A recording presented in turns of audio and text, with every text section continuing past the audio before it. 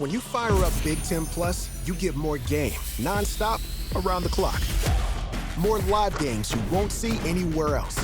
More access to your team, wherever you want, 24/7. More stories. Unstoppable. More highlights. Wow. More big-time playmakers. Plus, catch up to 4 games at once, so you'll never miss more shots, spikes, and scores. Download the Big Ten Plus app today. It's always game on.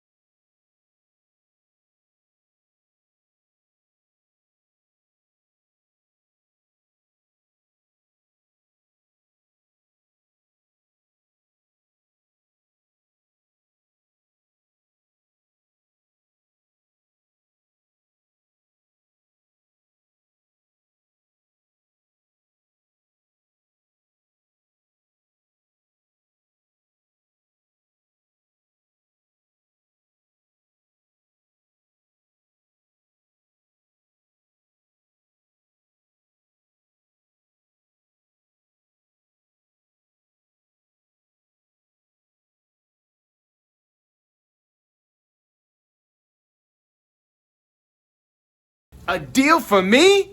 A deal for everyone!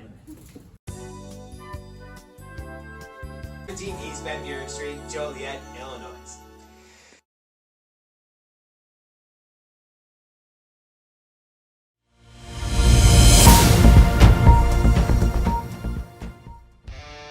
Do you expect experienced, professional, and personalized attention from your building supply partnerships? You should.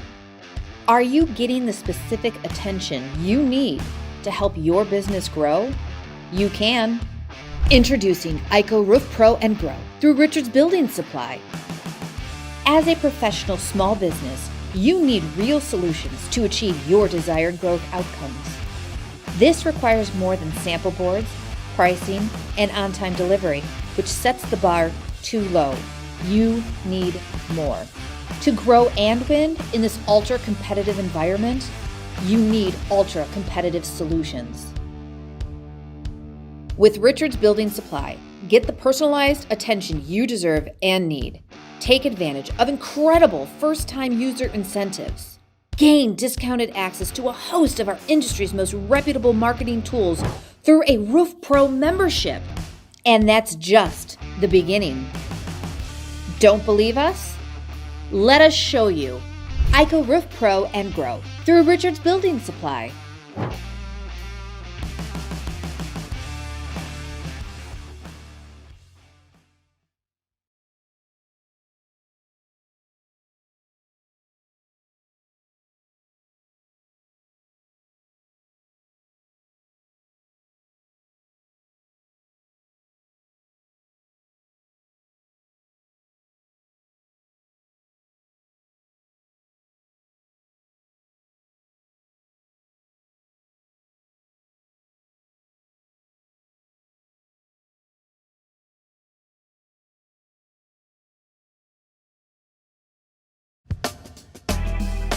Three or 4 years ago, I noticed that my left hip was hurting.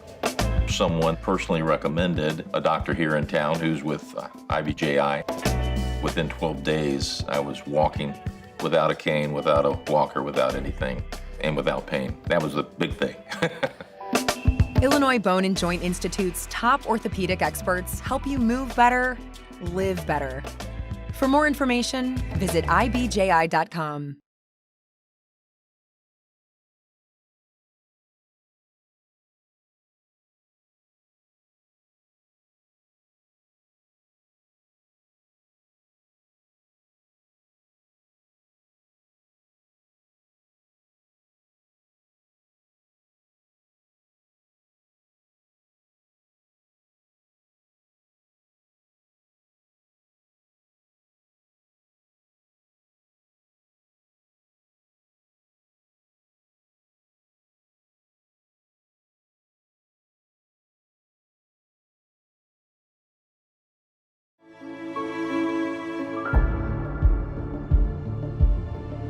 There was a pile at the line of scrimmage, and I was just at the very bottom. All this pressure and weight was thrown onto my leg. I could feel it clicking and the bone like sliding across each other. Just couldn't handle it and broke. The people at IBJI were fantastic. We went into their walk-ins and we were able to get an x-ray in 5 minutes. My doctor talked to me like I was a friend rather than just a patient.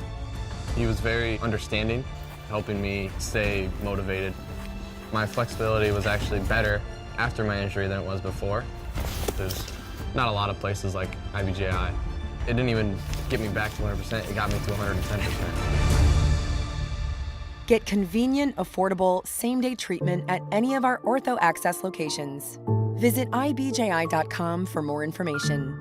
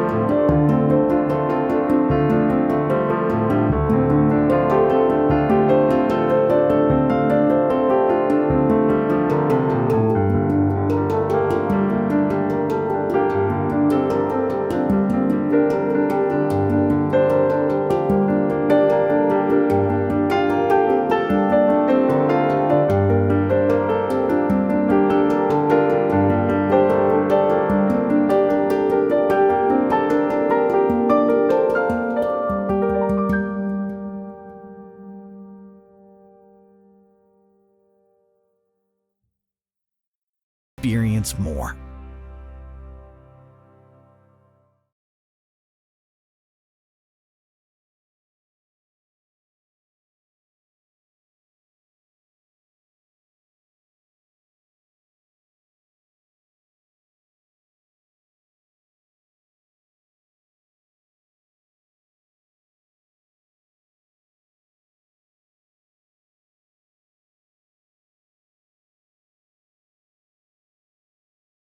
The customer service has just blown us away. I have never reached out and not gotten a response within a couple hours. Honestly, like every single time, it's immediate. It's to the right people that know the answer. Like it's not even, hey, let me look into that. It's an answer right away, whether it be something that they know they need to fix or, hey, this is how you do it.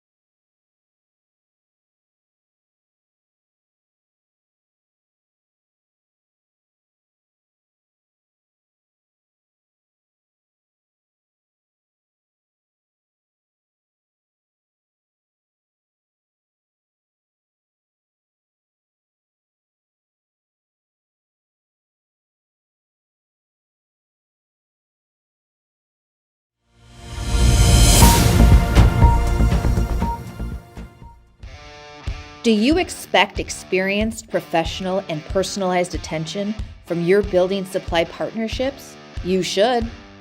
Are you getting the specific attention you need to help your business grow? You can. Introducing ICO Roof Pro and Grow through Richards Building Supply. As a professional small business, you need real solutions to achieve your desired growth outcomes. This requires more than sample boards, pricing, and on-time delivery, which sets the bar too low. You need more. To grow and win in this ultra-competitive environment, you need ultra-competitive solutions. With Richards Building Supply, get the personalized attention you deserve and need. Take advantage of incredible first-time user incentives. Gain discounted access to a host of our industry's most reputable marketing tools through a Roof Pro membership. And that's just the beginning. Don't believe us? Let us show you. ICO Roof Pro and Grow through Richards Building Supply.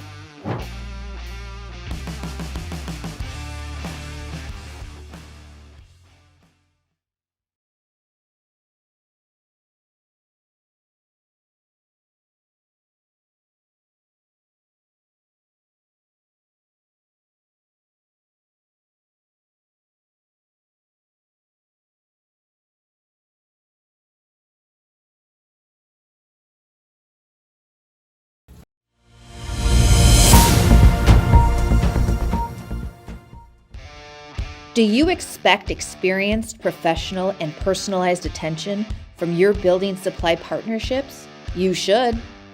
Are you getting the specific attention you need to help your business grow? You can. Introducing ICO Roof Pro and Grow through Richards Building Supply.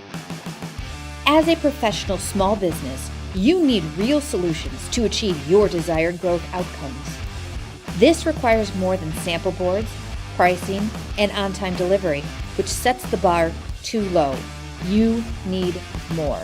To grow and win in this ultra-competitive environment, you need ultra-competitive solutions. With Richards Building Supply, get the personalized attention you deserve and need. Take advantage of incredible first-time user incentives. Gain discounted access to a host of our industry's most reputable marketing tools through a Roof Pro membership. And that's just the beginning. Don't believe us? Let us show you. ICO Roof Pro and grow through Richards Building Supply.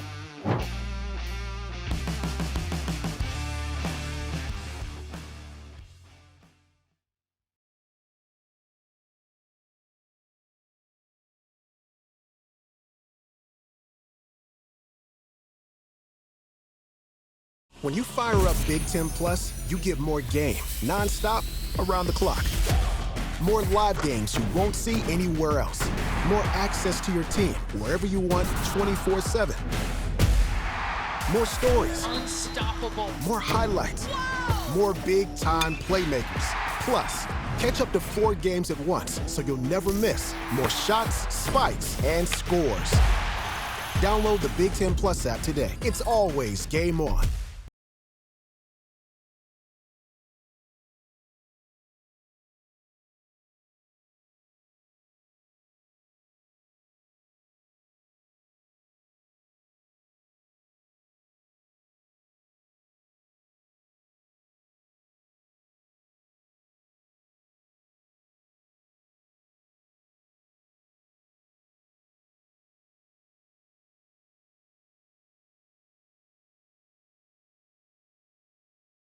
A deal for me?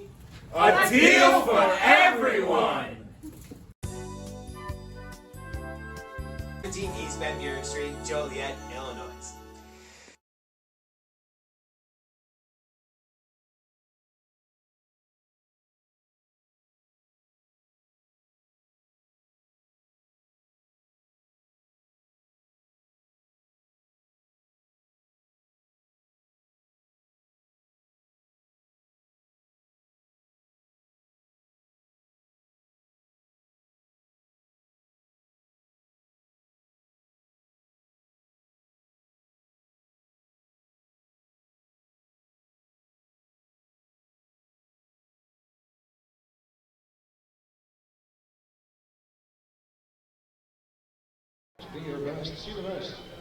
Good evening and welcome to the Joliet Slammers Stadium. I'm Steve Taylor and we're getting ready for another Midwest Premier League soccer game here. And I'm here with Paul Brockman of Steel City FC. So Paul, tell me more about this team going into this game tonight.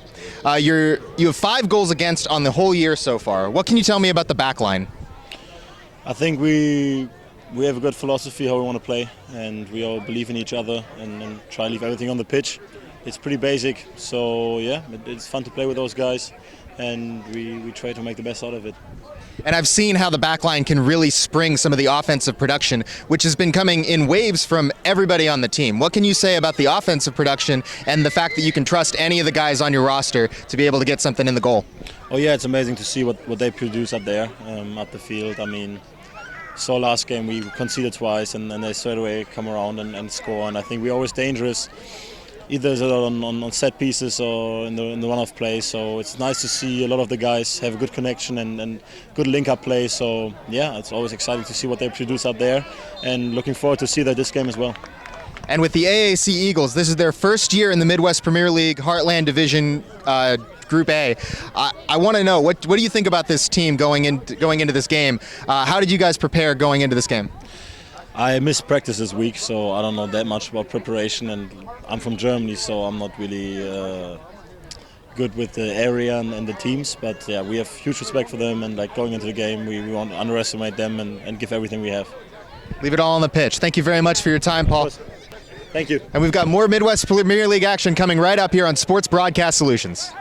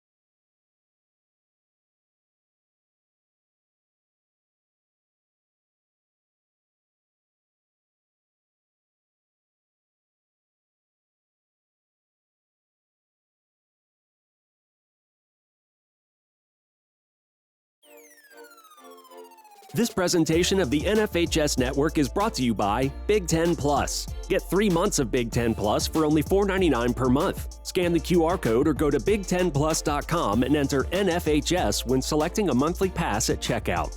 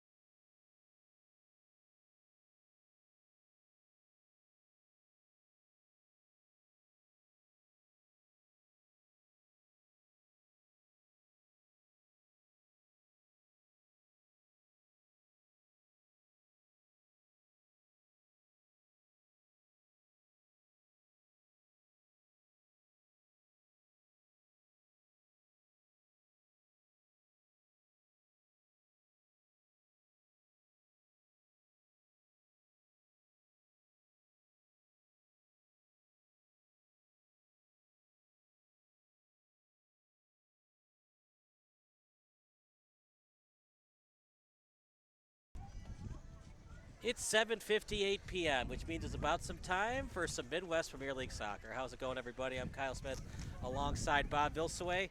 It was really hot 2 hours ago, but now the wind is picking up, wind blowing out. And I bring that up because we're at a baseball stadium here at beautiful Dooley Healthcare and Field, Slammer Stadium in Joliet. So much good to say. The soccer game that was here beforehand was a couple of women's teams, club teams. One of the players, for example, D1 at Rhode Island. The final score was 1-0. It was a really enjoyable game. There's a lot of skill on the game before. But what's always fun here at Joliet, right? All the kids get to run out onto the field during halftime and after the game. It's pretty crowded. They do a great job here for the community. During halftime here, the bunch of kids are going to get on the field. But you're right. It was a hot day. A day earlier, I came out in a short sleeve shirt, and I was going to bring. I thought sweatshirt was too much to wear, but last thing I grabbed before I left the house was my jacket, and I'm very happy. I'm actually in a jacket, not a sweatshirt, actually. Well, partner, I was going to tell you the starting lineup, but we had a bunch of changes to the starting lineup. I'm going to let you know in a second here. But give them credit. They gave us the starting lineup 2 minutes before we're ready to broadcast, but at least we have it, right, somewhere. Right. But this is a game that it's all about the standings here. So Zarni Yazlo is in first place, that 4-0, undefeated, 12 points, right? 3 points per win, 1 point for a tie or a draw. And so they're 4-0. And it's important they played 4 times, all wins. Berber City in second place at 3-2 with 9 points. Steel City is third place. Now the trick here is you got to try to get into first place because then you can move up. Then the last team in the first division then will get relegated down. But Steel City, as good as they are going to have a tough tough time overtaking Zarni Yazlo because they played them once earlier and they lost 1-0. Let's keep going. They play the AAC Eagles tonight. The Eagles are 2-3, 6 points, but that's an underrated record because 2 of those 5 matches were against Zarni Yazlo, and they lost 1-0 and they lost 3-0. So 2 shutouts. So between these 2 teams that are playing at each other tonight and 3 matches against Zarni Yazlo, nobody could score a goal. And then in 5th place, you got, and I don't know how to pronounce it, JAH Bat, and then Sueño Field Football Club is 6th, and 7th is FC Select. They're 1-4, so nobody is winless. But Zarni Yazlo running away with it 4-0 and a game in hand. Now, the good thing for Steel City, they've got 7 points. In Berber City, they've got 9 points, but a game in hand for Steel City. So if Steel City wins tonight, they'll get 3 points and end up in 2nd place. And they, I didn't see on the schedule where they play Zarni Yazlo again, so it's going to be real tough to overtake 1st place for Steel City. They need a win, and they're scoreboard watching. Exactly. For Zarni Yazlo. They need remember, help. There's 2 groups. They're going to decide at the end of the season if Group A winner will play Group B winner in terms of who gets to move up to Division 1. Usually only 1 team moves up, 2 get relegated, and only 2 get relegated, only 1 moves up. So it is important not just to win your group, but you might have to play a game in early August for the championship. Yeah, and I'm not going to challenge anybody on that statement, but I'm like, well, if 2 go down and 1 comes up, that doesn't make any sense. But so maybe the top winner for the A and the B both move up and 2 get relegated down. I don't know, but they could still play that championship match. I'd love to see a match between Group A and Group B. So, but Zarni Yazlo, man, they're something special this year. They've always been good, but they're showing it this year. And they're mad. They were in Division 1 last year, and they stunk up the joint. So they're back in Division 2, and they want to go back up to Division 1.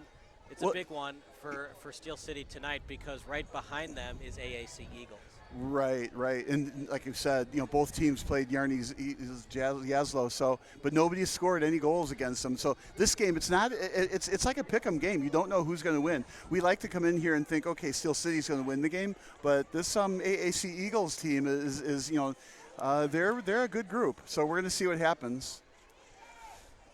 And, of course, we know about Sutton and Dizdarevich. We've seen them before in different leagues. No Sutton tonight. Yeah. He is a late scratch. That's too bad. I was looking forward to seeing him again. He's a very, very versatile player, good on defense and on offense. Yeah, we saw him score a goal in the semifinals, round of 32, Midwest Central semis. Right. And Dizdarevich, the midfielder, he's terrific. He just covers the whole field. Very, very good player, goal scorer, good defensively, just an all-around good player. So it'll be subbing in for Isaac Sutton will be Kasper Kaczynski. Subbing in for Vukasin Bolatovic will be William Butler. And then Nicholas Espinoza and Mark McDade are scratches. It'll be Michael Flores and Cesar Correa that will be in for them. And I think one of my favorite interviews just happened today before the pregame, right, with Paul Brockman. So Stephen Taylor, who is doing the interview for Sports Broadcast Solutions, right, asked him a question like, okay, how did your preparation go for this week for the game? And Paul answers, well, I missed practice this week. Well, why is that? Well, I'm from Germany. So I fully expect Paul Brockman to be a very, very, very good player, but he missed practice this week. So no preparation for him. So Brockman listed as a bench warmer for No, today's he's match. starting, isn't he? He's not starting? Give me the thing. Well, we'll see. No, he's not listed. No, that's AAC Eagles. Yeah, we'll have to see if he's actually in the lineup for the starting lineup. Like we said, we got some last-minute changes here. Messed up our bookkeeping, right? All right, we'll take a quick break. National Anthem coming up next here on SBS.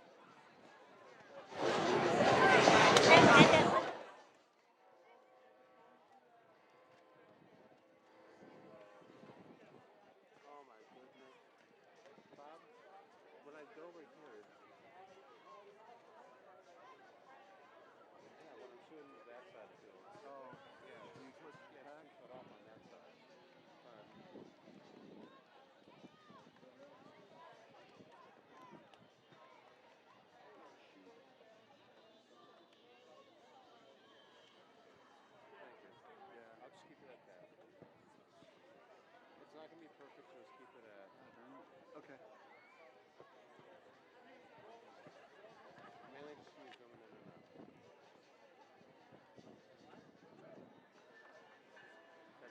Yeah, it's not really. That's as best we're going to get it. Thank you.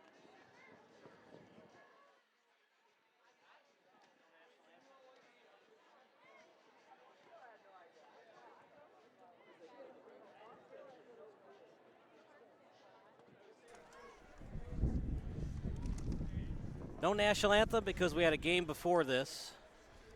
Yeah, how'd that anthem go?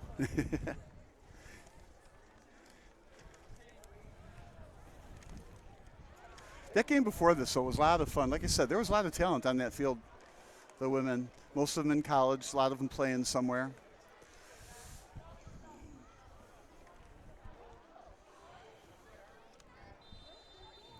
And here we go as the clock starts and soccer begins at beautiful Dulian Healthcare Field.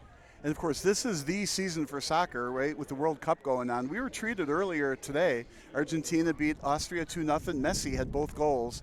So in 2 games, Messi has 5 goals, looking to be possibly the Golden Boot this year, which should be something for the 39-year-old, best ever to play soccer. As it's picked up by the starting goalkeeper, a late change as they go with Doppelhofer. And a little bit frustrated by that. I was really excited to see Gorecki. He's a Division I soccer player at University of Tulsa. Of course, known as the Golden Hurricane in Tulsa. Tap pass from Brockman as it's a send down to Baumgartner. Maybe a late push, but we play on as Steel City has the ball near the midfield. Yeah, I would like to have seen a call on that. I think early on you have to, set the tone as a referee as well. But that was a clear push from behind, which lost possession. So it may end up being a little bit more physical game, but on the other hand, you kind of like some physicality in it. Whatever, they lost the ball as a result of that non-call. As it's AAC Eagles in the white, Steel City in the red.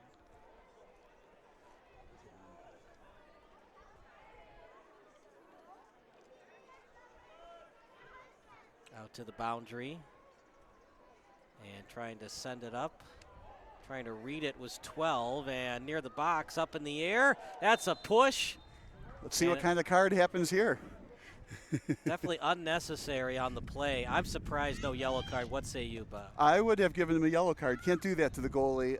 But anyway, it was called a foul, nothing more, and it's a goal kick.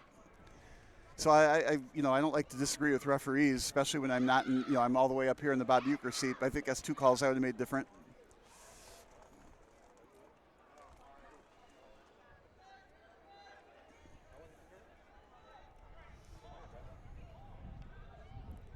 As right now it's Brockman. He'll send it up as he's trying to find Darlidge. Darlidge! And it's off the fingertips. Still loose. We're going to get a foul right here. It's outside the box, which would mean a free kick. Yeah, well, the referee has a yellow card on this one, too. So hard for a goalkeeper when you thought you were going to be on the bench the whole day, and then 5 minutes before kick, with no warm-ups, you're listed as the goalkeeper. Yeah, but I think at this level, if you're a good goalkeeper, coming in at last minute, it's what you want. I mean, you didn't come here expecting, well, I guess maybe you do come here expecting not to play for the backup goalkeeper, but boy, you give your eye teeth to play in these games. But that foul was right outside the box, right outside the 18-yard box. Boy, I saw a great play in the World Cup where they had a wall like this, and one player pushed the wall down, and the pass went right to the other player in the spot that was vacated. So there's some crafty stuff going on in the World Cup. Yellow card, of course, brought to you today by Hella Obscura. Yeah, it's finally picked up and saved. What a great save. Right to him, though. That ball has to go in the upper corner, one or the other corners. Of course, it has to get around the wall. He had a lot of speed on it, but it has to hit the corners. It can't go right to the goalkeeper.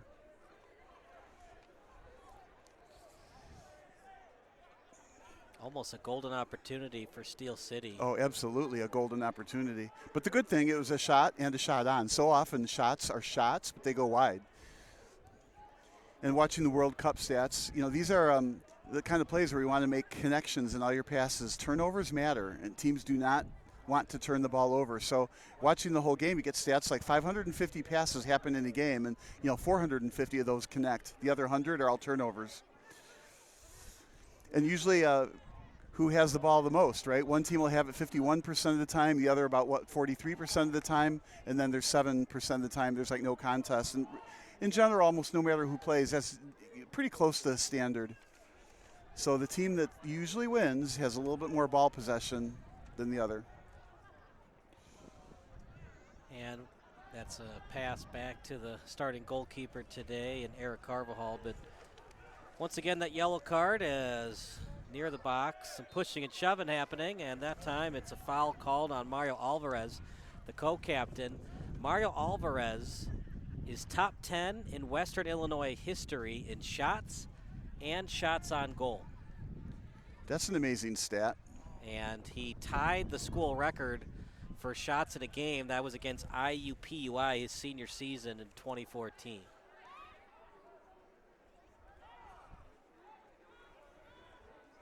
Meanwhile, in the midfield, the yellow card brought to you by Hella Obscura. As we saw it a couple minutes ago, it was a shot that went right into the breadbasket. The starting goalkeeper in Doppelhofer, but brought to you by Hella Obscura. For one of the most unmistakable visual feeds around, visit Hella Obscura's Instagram and Facebook feeds. Few capture the soul of urban spaces in Joliet and beyond the way Hella Obscura does. Another foul called. Well, offside was called, interestingly. Offside.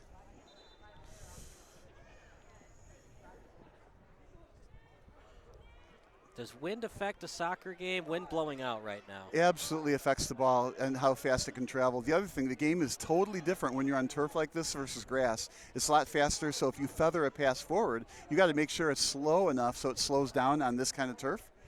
On grass, you have to kind of hit it hard because it's going to slow down because of the grass. So you have all kinds of different touch passes when you're on turf or wet turf versus grass. But this is a wonderful surface to play on. Now, you are on a great baseball field, right? But the infield is not sand. It's all more turf, just different color. So there's no difference in the playing surface when you get into the infield. Little tap pass, and it was back to Waddington, as Waddington will send it to Brockman, who sends it to the starting goalkeeper in Carvajal. It was a 1-1 draw. That was a big 1 point, as Carvajal kept his team in the match. As you remember, Bob, it was 1-0.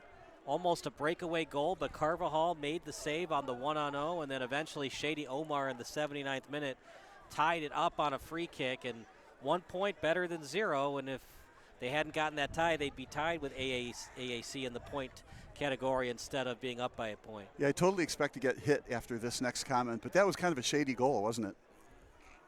No, you've already done that before. You can't do it twice. What, I pulled that in the game that they played it too? What is the Big Unit's favorite musical? I know, you told me this earlier. I'm not going to say it. Bye Bye Birdie. Oh, no. We're in trouble. We're fired. Nice through ball. Crosser, and no one home to retrieve it. It was a crosser from Maziel Arreyes Cortez. He's a soccer player at Triton College. And one thing you notice, again, watching a lot of the World Cup games in this level, right? The game here is a lot slower than the World Cup, yet at the same time in the World Cup, they're a lot more precise and a little bit more deliberate on bringing the ball up. Here it's a little bit more, sends and a few more turnovers, and like that was kind of a wild crossing pass, not really to anybody. You don't see that quite so often in the World Cup. There is a target at the end of those passes. And, of course, today it was absolutely a joy to watch Messi play. Seems like he gets better with age. It does, doesn't it? 17 World Cup, I guess 18 now World Cup goals. Oh, didn't like that soccer ball, I guess. But 5 goals in 2 games already. It's almost like hockey stats. Yeah, for Argentina. Now, Argentina is a good, potential of winning this year, even though they won it 4 years ago. It's hard to win twice, right? But Argentina is on the way. And then other teams, Spain, Italy, they're all in the hunt. France. Italy's not in the World Cup this year.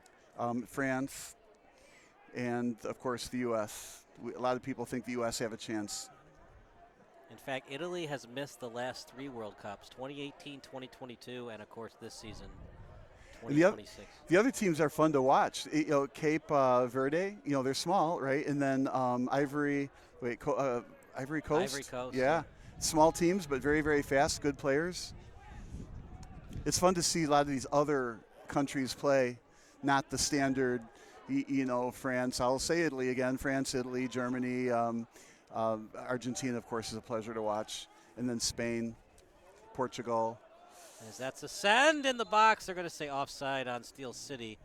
It was so blatant that Shady Omar didn't even argue the call. So it wasn't a shady call this time. You're done. You've already. Now you're officially out of the game. That's your third punt. Can't help it with that name. Did you know that Al Kaline led Detroit in all-time walks? You know, I did not know that, but I remember having his baseball card when I was young, and I would play Stratomatic baseball, and there are lots of walks on his card. One could say he had the eye of the tiger. Oh, that's where you were headed with that. We really are fired. Brockman on the lefty boot. Near the midway line. Right now, the way this game is going, you can't give either team the edge. It's just a very evenly played game. A lot of it is at midfield. It's not so much in either the thirds attacking space. This is a well-played game. Both teams are hustling. There's not a whole heck of a lot of turnovers. Now there's one on cue. Yes. Absolutely anyone's game here. Out behind the second base bag and a little flip pass over to the second base spot. Yeah, and that was a turnover. Steel City now has to go the whole entire field, hopefully with possession. At some point in time, they'll take it about to the mid-third and then send it. So, knowing that Steel City plays soccer on a baseball field, what would soccer be like at Wrigley Field or Guaranteed Rate Field? What would it be like?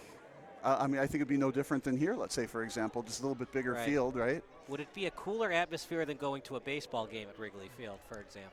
Oh, it would be different. But, you know, again, back to the World Cup games, you know, these stadiums are so well dressed up with all the advertisements and stuff. They really look at the venues in the States and in Toronto are just fabulous. Here we go. Look out.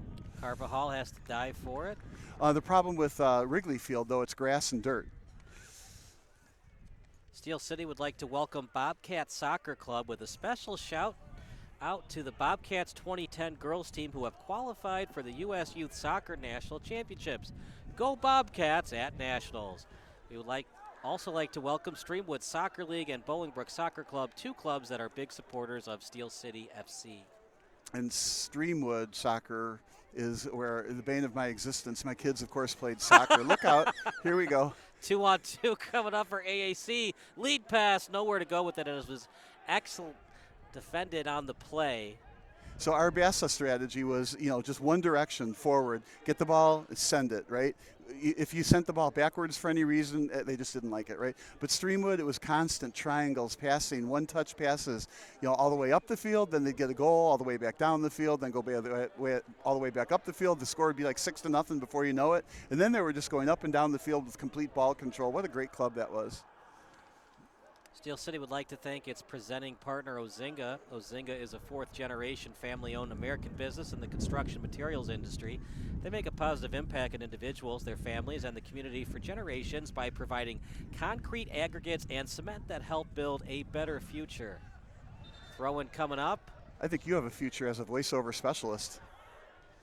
Shady didn't like the call, partner. Who do you think touched it last, AAC or Steel? Yeah, I didn't see clearly enough to argue with the ref on that one. Shady didn't like it. He argued his case. Referee said, I'm in charge, and go back to playing soccer.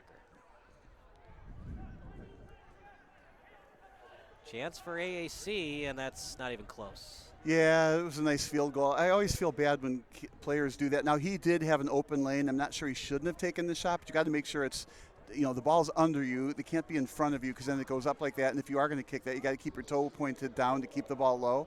You can make that shot. There was no defender in the way. It was a good time to make that kick.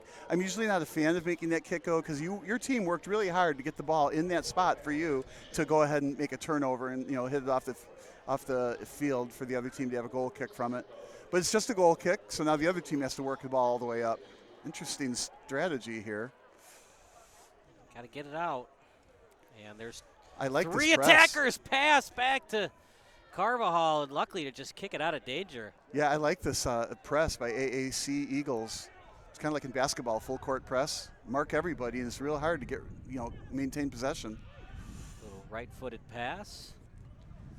As it was right on target over to Dizdarevich. Of course, Dizdarevich, well known in the United Premier Soccer League. He's led Chicago Nation FC to a championship in UPSL. Yeah, both teams have very good, talented number 11s. just out of the reach of Dizdarevich. We'll have a goal kick coming up.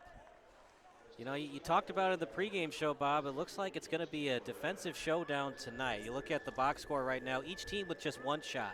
Well, and judging by those games against Zarni Yazlo, right? They didn't. Neither team scored any goals against them, which you might say, well, geez, where's the offense? But the reality is their defenses are good. Otherwise, you know, Zarni Yazlo would have scored a lot more goals.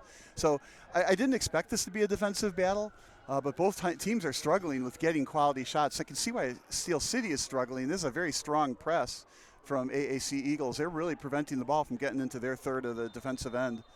A little bit of feistiness there and throwing the ball in. You know, we haven't said Baumgartner's name. If we have, it's just been once. They have played excellent defense on him. Meanwhile, a report coming up from Stephen Taylor. 0-0 as we approach the 16th minute. Stephen, not much happening offensively for either team. Not much happening offensively, but the real name of the game today is going to be the defense for Steel City. So we have 12 goals for both of these teams so far in this season. The real X factor is the goals against. There are 12 goals against Eagles AAC so far this season, only 5 for Steel City.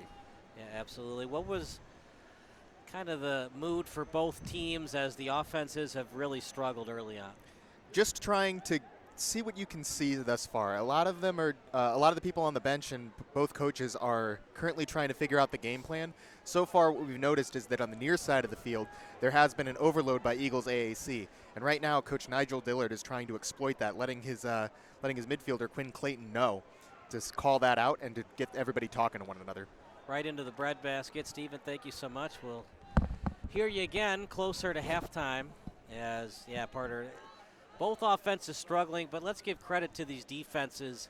Even when a shot is on net as a tic-tac-toe attempt passing play, but just out of the reach of Shady Omar, even when they get the shots on net, they're right into the breadbasket, right at the goalkeeper. Well, and that was a high-quality shot. You know, you don't know why he hit it right at the goalie. You know he's got better ball control than that, but sometimes that's the hole that the defense gives. And, you know, if he had hit it a little bit to the right, which is what he needed to do, there's a defender in there and it wouldn't have gotten through. But from Steel City's perspective, we're used to see them dominate with ball control, time-wise on the clock, whether you win the game or not. They're very good at ball control, and they don't, you know, turn the ball over a whole lot. Man, these AAC Eagles are doing a fantastic job on defense. They're playing up, they're pressing, they're making, challenging every pass. Very good game plan, very fast, and very good players at anticipating the ball. So right now they're holding on to the ball, making a lot of connected passes before they finally lose it themselves. So this AAE Eagles team, like we said at the beginning, we're going to be tough. A lot tougher than their 3-2 record. 2-3 record says. As a 1-on-2, another tough shot. Yeah, it was very well done. The offensive mid, right, was holding off the defensive back and then was able to get a shot. Just a really well-played position game on that shot. Just went wide. In case you're wondering what AAC stands for, it stands for the American Athletic Club of Chicago. It's been around for over 85 years, which is half the age of Bob. It's played an important role in the Polish community of Chicago and achieved national recognition as one of the best amateur soccer clubs in the entire U.S. Well, they're showing it today. Got to be doing something right when you've been around for over 85 years. And again, there are teams like the White Sox and Cubs who have been around for over 85 years and not too many World Series titles to stand for it. Yeah, but that's way different than, I'm going to say, a pre-professional team like this. I mean, a team like this to be around for 85 years, it has to be a lot of generations of different leadership.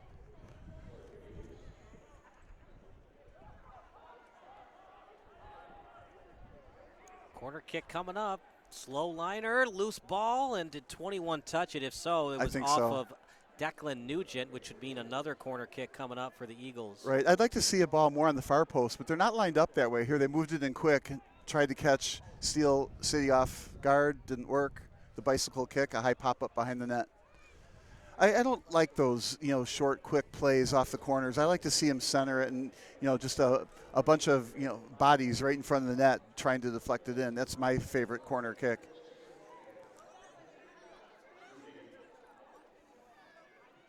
The Eagles participate, of course, in the Midwest Premier League for the summer. And the indoor/winter season, they play in the Europa Soccer League Chicago.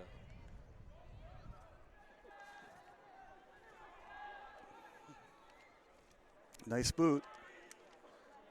And again, Eagles end up with the ball. Very strong club. Sorry? Mark your calendar for our next home date at Slammer Stadium, July 30th at 7:30 p.m. Steel City will host Sueño FC in the final match of the 2026 season. That's July 30th at 7:30 p.m. right here. That was just an accidental, let me kick you in the back of the ankle play. If you tried to deke him out, it would have been an ankle breaker. Oh, no. What do you think AAC's favorite band is? Oh, let's see. AC/DC? I have no idea. Probably the Eagles. Over near the sideline, turnaround kick, and AAC has numbers with their midfielders, but a nice header and good counterattack by the Eagles. Turnaround kick, and here comes Baumgartner. This is trouble. He's got numbers, but no ball yet. Lack of communication between midfielders, and AAC said it was last touch by Steel City, let's say, and it's going to be the sideline judge saying Steel City ball. Yeah, Baumgartner hit it first, went off the sliding Eagles player. Watch it one more time on replay here. Baumgartner. Ooh, I think it was off 34. I think I agree with AAC. It would have been off 34 and Quinn Clayton. That cheater. Means he needs to order a pumpkin. If you're a cheater, of course, you're also a pumpkin eater. Never understood that, how cheating equates to pumpkin eating. Yeah, I think it's just a rhyming limerick. Otherwise, it makes no sense. Like most of the English language. AAC with it, stolen away as Baumgartner. No, I'm sorry, that's Bachman on the steal. That was a terrific read to make that play. Let's see if the send will work. Almost. In the box. Yeah, Bachman did. Doppelhofer with it. Slow-moving ball, still in dangerous territory. And Doppelhofer has no choice but to clear. Both goalkeepers a little bit shaky with these slow-moving passes. Given their coaches gray hairs tonight. So the crowd got on the call way before the referee blew the whistle. So it's a good thing the crowd said something, or the referee wouldn't have blown the whistle on that foul. Richards Building Supply, Chicagoland's premier exterior building material supplier, carries the most respected brands in residential roofing, siding, windows, decking, and more. So if you're a professional contractor or a savvy do-it-yourselfer, get the knowledge and products you need at the price you deserve. Contact Richards Building Supply. That happens too often. That was clearly a flop, but really well disguised. I mean, I almost bought it myself. I wouldn't call the flop just because of the way the play unfolded, but you run into the defender and you go flying, and basketball refs fall for it all the time.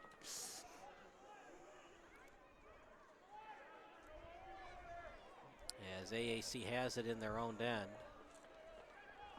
Eagles in the white jersey and the red shorts. Steel City in the red, black, and white. See, this is the pressure that Eagles give you, causing the ball to go all the way back to the goalie, and then they got to go the whole, 90 yards to get a quality shot. Steel City's struggling to get the ball upfield. Here we go, Baumgartner with it, though. Right guy to have the ball, Baumgartner. He was the attempted target. Past his foot, AAC steals.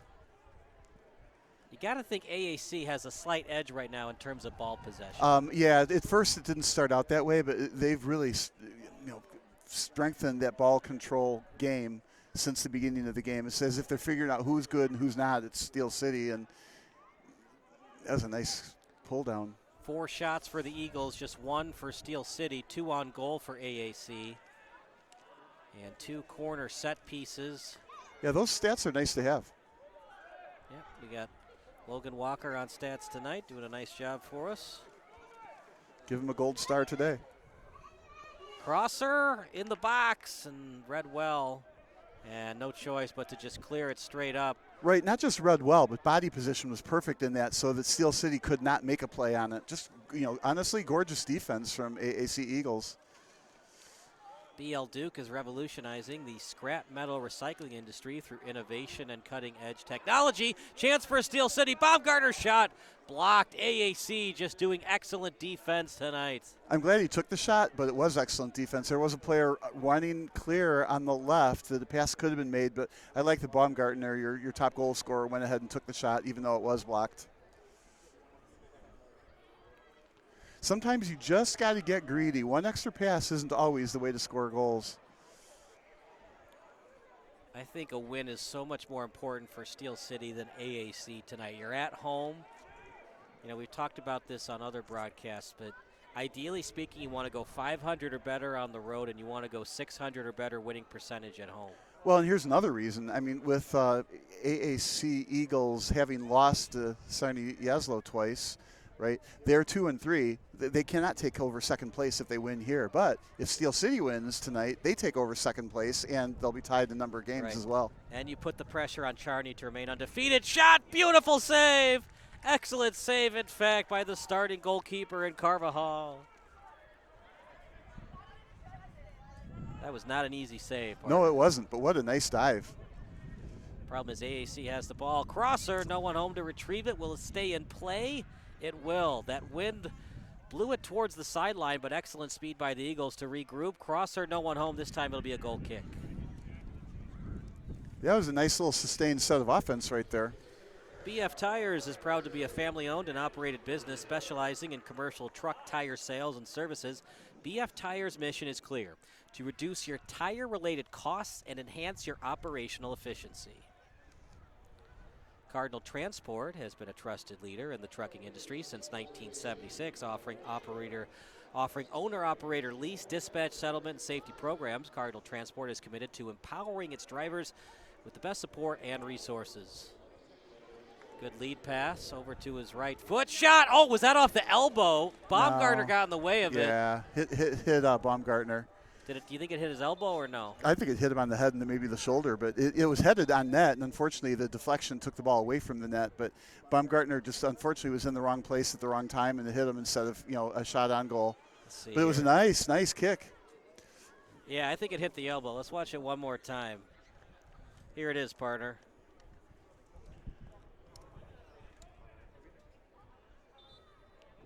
Yeah, it Baumgartner's elbow, then maybe perhaps, but not it would have been a goal kick regardless if it's a handball in the box on the offense. Well, that would have been inadvertent, but anyway, Baumgartner got deflected off him. Regardless, it's either a regular goal kick, the ball goes past the end line, or it's a goal kick off the handball. Yeah, but the key there is if Baumgartner wasn't in the way of that ball, it had eyes. It was a good kick on net, and there's a push from behind. Let's see if they call it. They are going to call it. I don't like this flopping around, though.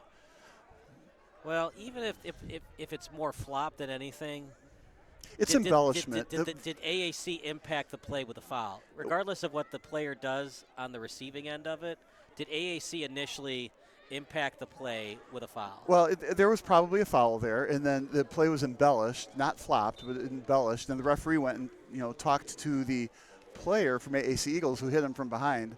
He'd say, "Don't do that anymore." And of course, the player is probably saying, "It barely touched him," and then he did a somersault. Yeah, I mean, I just watched it. Hold on. Where is it? Nope. Get that in a second for you folks on the replay. Yeah, but of course, players are trained when you feel somebody pushing from behind to fall forward, and more times than not, you'll get the call. Meanwhile, Steel City, I just watched it on replay. Yeah, it was a push, but Darlodge, he might win an Oscar in a couple of years with his acting abilities. Near the end line, trying to keep it in. Crosser and a break for Steel City. It'll be a corner kick. Yeah, the girls earlier, the women earlier, they had a nice little sequence where they kicked the ball. They sent the ball all the way upfield, and then the defense kicked it out of bounds. So you get like 40 or 50 yards on that one pass. They threw it in, got knocked out of bounds, threw it in again, got knocked out of bounds again. They threw it in the third time. And this time they kicked it off the defender on purpose to get a corner kick. And it was just in a matter of 15 seconds, they got the ball all the way up, 60 or 70 yards and got a corner kick out of it. Just perfectly played. We got 5 shots for the Eagles, 3 for Steel City. This will be their first corner kick of the match. Decent hang time off the head, still in the box, cleared by the Eagles. Sent forward a couple of meters. Steel City will steal. I like that, though. It was a high enough ball to make it to the far post, and there were 2 players there to head the ball in, just didn't. But that was a very successful corner kick, and they still have control of the ball. And retreating with this press that AAC Eagles are pushing. Nice press. Right back up the middle. Good pass to the side. A little surprised that player wasn't marked. Eric Carvajal. When teams press so well like this, that's when you want to turn the ball from, switch sides, one side to the other.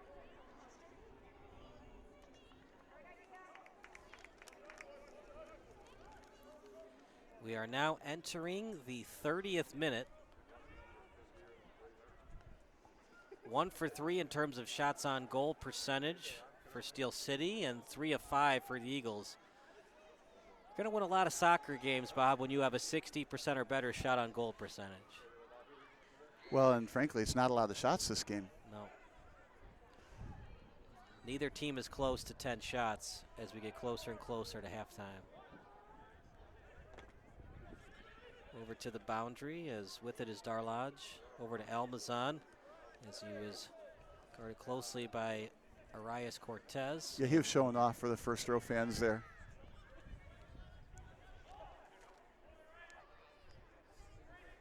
Taking the throw in is Flores. Straight up in the air, excellent defense, Brockman. He got a little bit of a headlock, but they didn't call it. Well, he was getting screened out by the offense. That could be called. Yeah, that he was he was getting screened out by the offense. He did a good job to get in front of that and make a play. He's a strong guy. I don't know if pushing him is going to go very far. Well, you're a good, 15 meters away from the box. So if you're going to give up a free kick, it's not the most dangerous thing to do here. That's right. It's exactly right. Just don't make it so bad as to get a yellow card. You don't want to be that bad. But, yeah, a free kick out here, not so bad. Do you try to shoot it straight on net, or do you do one pass and then a one-time shot? Yeah, I'd like to see more AAC Eagles to the left. It's, one pass to the left far post, just like this.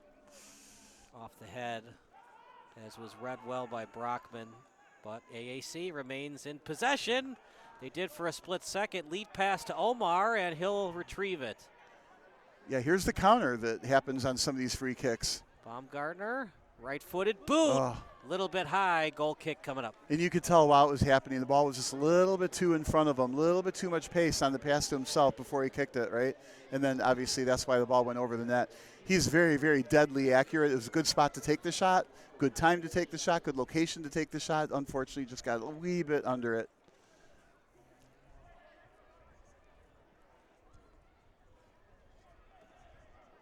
So that was actually a pretty quality shot, even though it wasn't on net. And that was a counter on a set piece going the other direction. Midwest Orthopedics at Rush, the highest-ranked orthopedic program in Illinois, is proud to serve the Joliet community. To be the best, see the best. But what about hearing? It's okay if your hearing is okay, but you got to see the best. Over to the boundary. Left-footed kick. Gets it to his teammate and still near the box. One-timer and wide. Oof, nice chance for AAC. Steel City's got to find a way to get some steals and get some ball possession going. Partner, what is AAC doing where they've held the ball for the majority of this match? Well, that you said it right on. You hit it right on the head. They're holding the ball more, but secondly, they're pressing more. So right now, Steel City has the ball, 100 yards away from the other goal, and it's really hard to make 25 passes necessary and 25 connections, get the ball all the way up from here to there without losing it. Just a very, very nice game plan from AAC Eagles. Now, Steel City is knowing that, and now they're trying to send the ball and get the ball upfield that way, and this time it worked. Now they're at midfield, and it's a throw-in. Steel City is no slouch team, but AAC Eagles are just doing a great job. Jitters, a family-owned coffee house in downtown Joliet, has been serving the community for over 20 years. Who touched it last? It's out of play. It's actually past the outfield fence. Right. Hits the wall, down the street, off the fence, down the hill. You don't see that a lot. I mean, we'll see it on kicks where they try to shoot it on net, but usually it doesn't go over the fence on just a normal pass. Yeah, you would think it wouldn't. You would think it would go over the fence a lot. It doesn't go over this fence a lot, but obviously it does happen. Support businesses that support Steel City, including Jitters, Braintree Properties, Bobcats of Tinley Park, and Chicago Street Pub. This is a big call, partner. I thought it went out of bounds before a corner kick, but it looks like they're setting up for a corner. Looks like a corner to me. Watch it on replay again. Yeah, I'm not sure what the holdup is at the moment. It's almost like it's a roster issue. It's not a who it went off of issue.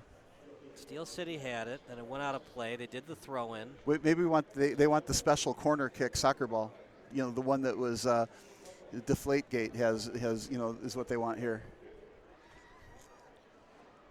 Yeah, so it did go off an AAC player and went out of play past the end line. Well, it's hard to get that ball. Remember, it went down the hill, off the fence, and down the street. So they need a different ball. Well, they have plenty of balls here, right, to use. Yeah. Oh, yeah. But they got to get the right autographed Messi ball. And you only have 30 seconds to do a corner kick, right, once you have the ball? Yeah, referees don't usually hold you to those limits. You know, the throw-ins are like 5 seconds or something. Referees don't usually hold you to that unless it's crazy. But here, they had to get a different ball. Lefty kick. Good hang time as it spins near the box. Steel City will remain in possession of it. Almazan on his left foot, up in the air. Goalkeeper after it. Doppelhofer with a great catch. That was a nice kick from there. If Doppelhofer got hung up or ran into somebody or tripped accidentally, that was in. Here's a good send. Oh, okay. Almazan on the pass. No score, such a big match. AAC obviously wants the 3 points, being under 500. But when you're at home, and for Steel City, I think it's a small home field advantage because they're playing on a baseball stadium. It's unique, it's different. It gets a little confusing because some players think the foul line is the end line and it's not. Well, I think it's also to their advantage because they know the dimensions of this baseball field and where it is compared, let's say, to the other team. Yeah. So they know they can shoot from here or not shoot from there. They're off the field without seeing the sides. I don't know. I think it's somewhat of a home advantage here. Got to get those 3 points when you're at home, when you can do it. And both teams are past the feel out the opponent process here. Both teams, they know what the opponent's about at this point in time. This is just an excellent game, back and forth. Not too many turnovers from either team. Good passing, nice connections. There's the turnover. And that tie at Joliet Memorial Stadium was so big. Instead of the 1 point, they'd have the 3. Flag goes up. It'll definitely be a throw-in. I haven't seen No, not a throw-in. Yeah, it's a foul. It'll be a free kick from there, and that's a dangerous spot for a free kick. Off to the side just a bit, kind of close to the net in the offensive third of the field. This is not a foul that the AAC Eagles wanted to make. You were asking earlier, okay, what do you do with it? A line drive over the heads of everybody. You want to get the connection on the far post. Another option would be as if AAC Eagles stay deep, you could roll the ball into the middle and get a center shot. But they are playing defense against that. So this should be a far post pass, crosser. Up in the air and just over the crossbar. And a goal kick coming up for Doppelhofer. Yeah, every time there's a kick from that area of the field, it's like danger, danger. And also what can happen is you kick it into that box, and if somebody pushes a little too hard, you end up with a penalty kick. Well, we were wondering if Steel City's offense was going to be better than last season. And for the first 2 matches, it looked like it. They won 5-1 and then 4-2. Both matches were against FC Select. But when they played anybody but FC Select, they've only scored 1 goal or less. And we'll talk about that after this report from Stephen Taylor. Still no score, partner. Steel City really needs the 3 points after they lost to Charney Yazwo back on June 15th. Well, they're already making a big statement here on defense. They do need scoring. That's always the magic number, or excuse me, that's always the magic word. Get a goal, then you only have to win 1-0. But on the back line, you've already seen, we highlighted him in the open, Paul Brockman. He's already made some big stops, stepping up right ahead of his goaltender. What has the coaching staff for both teams talked about? Obviously, the Eagles led by Piotr Slava and Steel City led by Makwanzi. Mostly it's been quiet over on the AAC Eagles side. I've not heard a lot from Sliwa. He's been very quiet for most of the night, just kind of letting his guys go. He's been making his substitutions, but overall it's just kind of a chess match on that side. On the other side, you're hearing Coach Dillard make a lot of changes, a lot of movement. He's already trying to make the goal smaller for him by pushing everybody to the outside, trying to clear up so there's no movement through the middle. What have the players said about both teams, both their defenses and what they're doing on offense? The players are definitely more concerned about one another. This is a very physical match. We've already seen a handful of yellow cards, and we're going to see some more probably before the end of the night. But everybody's just trying to make their physical bodies impose on the opposition. Yeah, 2 yellow cards called on the Eagles, none for Steel City. Stephen, thank you so much. We'll talk to you at the halftime report. Entering the 40th minute, 5 fouls against AAC, 4 called on Steel City. Meanwhile, Steel City deep in their own territory, but they do have a throw-in coming up from Darlodge. But here they go again. They have to go 90 yards. AAC Eagles have done a great job bottling them up. Of course, Baumgartner with the ball is fixing that. How did that stay in? Right. A play on defense, just kicked it out, and a throw-in coming up. It'll be Slazarczyk to take the throw-in. Nope. And how's this? Darlodge. The field is the soccer field is actually pitched, so the ball would go out of bounds on that kind of play, and it stayed in. Why are pitchers also good boycotters? Boycotters? Yeah. I have no idea. They know how to throw strikes. Oh no. Okay. We've already been fired, so one more empty net pun won't hurt. Right, once you've been terminated, you got nothing to lose. Right. It'll be Bachman. You know, this guy is terrific on defense. Very solid. Of course, he needs to be against this AAC Eagles team, and he is. He's also got the best hairstyle out of anybody on the pitch. Mixing the blonde with the black. It's that German influence. Right. Here we go, wide open on the right. Look at Let's this see. through ball, right on target. Chance for the Eagles in the box. Crosser. I think that went past the end line. Let's see what the side judge says. They're saying it was touch, therefore a corner. Watch it on replay in a second. This is a huge call, partner. We're going to watch it right now. Yeah, I think it was touched, and that's why it didn't have any oomph on the ball. So corner is probably the right call. Right now we're in a break, but after the break we'll let you know. Such a humongous call in a 0-0 game like this. So the crosser attempt. Yeah, partner, it went past the end line. It was last touched by Steel City. Crosser up in the air, and no one's going to retrieve it.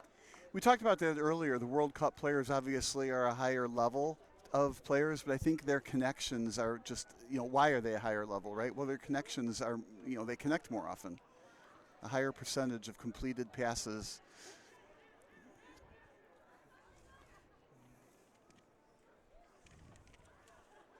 I mean, besides being faster and everything else, right?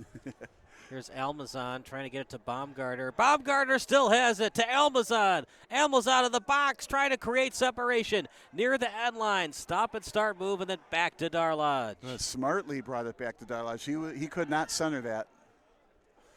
Now Steel City with a nice counterattack. Leading the charge was Almazan. Munoz had it briefly in the box. Baumgartner thought about the turnaround kick. Maintains possession. Sending it to the right. Omar falls down, and AAC steals. Oh, and no panic at all in AAC Eagles right there with the ball. Sometimes when you have the ball in your own 18-yard box, you end up panicking and do the wrong thing. You kick it to the wrong team. But they stayed there with the ball at their foot, calmly passing it out of there. Very, very nice defense. Apologize. Omar is 19-7 as Josh Cruz. Cruz coming off the bench. Right on target, breakaway, and a lead pass. Flag went up, offside against. The Eagles didn't even want to argue it. Might be legal in hockey, but we're playing hockey. We're playing soccer tonight. Well, and that's precisely why they have offside rules like that. But it's crazy. Reduces the amount of goals it would score. No call on the over-the-back header. But for a team like Steel City that's somewhat struggling on offense, they're still alive to get a win because of that offsides call. Right, and it's anybody's game here. But I think what we're looking at is a 0-0 draw or maybe 1-0 somebody. I think when somebody scores the first goal, the other team is going to have to press to get a tie out of it. So maybe there'll be a 2-0 finish. But right now, I don't see either team scoring the way it's going. But it's not because the offense is bad. The defense, both defenses are good. Pretty evenly matched tonight.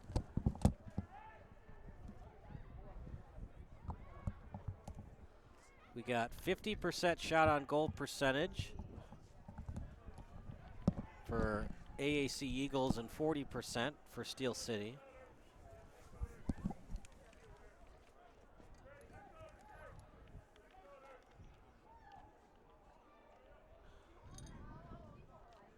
Over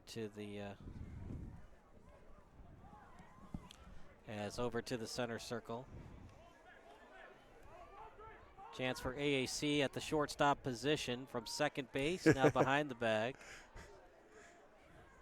Did they make the double play? They did not.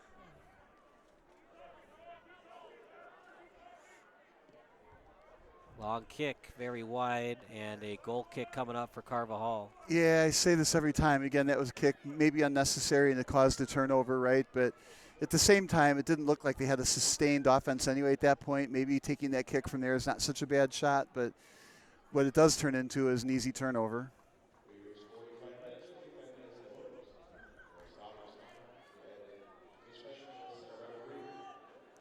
Sebastian Doppelhofer, he played for Steel City last season, but I guess Steel City didn't like him very much, so they gave him the heave-ho. Trying to avenge his former team. He's from Austria, majored in sport management when he played at Lewis University. Austria, so he was hoping against Messi today. Crosser, and up in the air, that's still live, and then Carvajal finally picks it up. He was a CSC All-American third team CSC Academic All-District. And he was the Great Lakes Valley Conference Men's Soccer Defensive Player of the Week back on October 21st of 2024. He led the Lewis Flyers to the Sweet 16 in the NCAA Division II tournament. It's amazing how many sports at Lewis University are top-notch in the nation. That does it for the first half, partner. I've got 46:04 on the clock. Just 1 minute of extra time. Yeah, that's what the PA announcer said. You know, the end of the 45 minutes, then just 1 minute of overtime is all they were going to add to it. But when you think about it, there weren't really very many stoppages of play, so 1 minute was appropriate. I thought we might get 2 minutes of extra time because of how long it took to get that corner kick in for Steel City. Right, the ball that went down the block and, you know, down the river into the next zip code, right? That took a while. Right. But anyway, so here we are at halftime. Both teams playing very well. I want to say both teams are playing better on defense and offense, but that's not really true. Both teams are playing terrific on offense and on defense. I think if there's an edge, it's in possession time would go to the AAC Eagles, and the reason for that is because they've done an outstanding job pressing Steel City when Steel City gets the ball, forcing them that, okay, if you're going to score, that's one thing, but you're going to go 90 yards if you're going to do it. Baumgartner is still a magician with the ball, but AAC Eagles is just playing a great job on defense. So far, player of the game, if you're Steel City, I can't help but think that Paul was Brockman would be my defensive choice for a player of the game. I mean, the offense just hasn't been there, and he's done an outstanding job on defense. Of course, Carvajal could be in that conversation as well, doing a great job. But this is a very, very fun, low-scoring soccer game. Wow. To me, it's more fun watching these low-scoring defensive games than it is when the scores get 3-2, 4-3, stuff like that. We'll take a quick break, and then we'll give you some halftime stats. You're watching the Eagles against Steel City here on Sports Broadcast Solutions.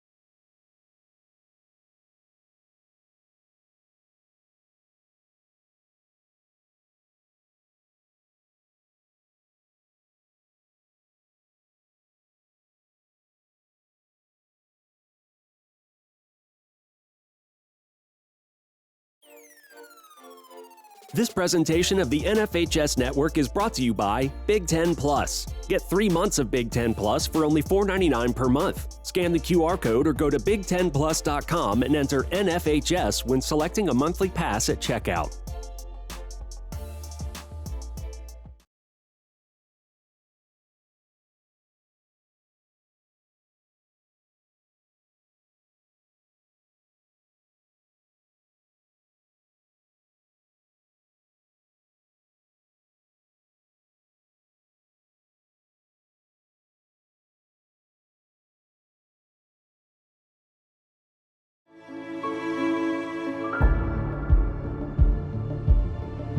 There was a pile at the line of scrimmage, and I was just at the very bottom. All this pressure and weight was thrown onto my leg. I could feel it clicking and the bone like sliding across each other. Just couldn't handle it and broke. The people at IBJI were fantastic. We went into their walk-ins and we were able to get an x-ray in 5 minutes. My doctor talked to me like I was a friend rather than just a patient. He was very understanding, helping me stay motivated. My flexibility was actually better after my injury than it was before. There's not a lot of places like IBJI. It didn't even get me back to 100%, it got me to 110%. Get convenient, affordable, same-day treatment at any of our Ortho Access locations. Visit ibji.com for more information.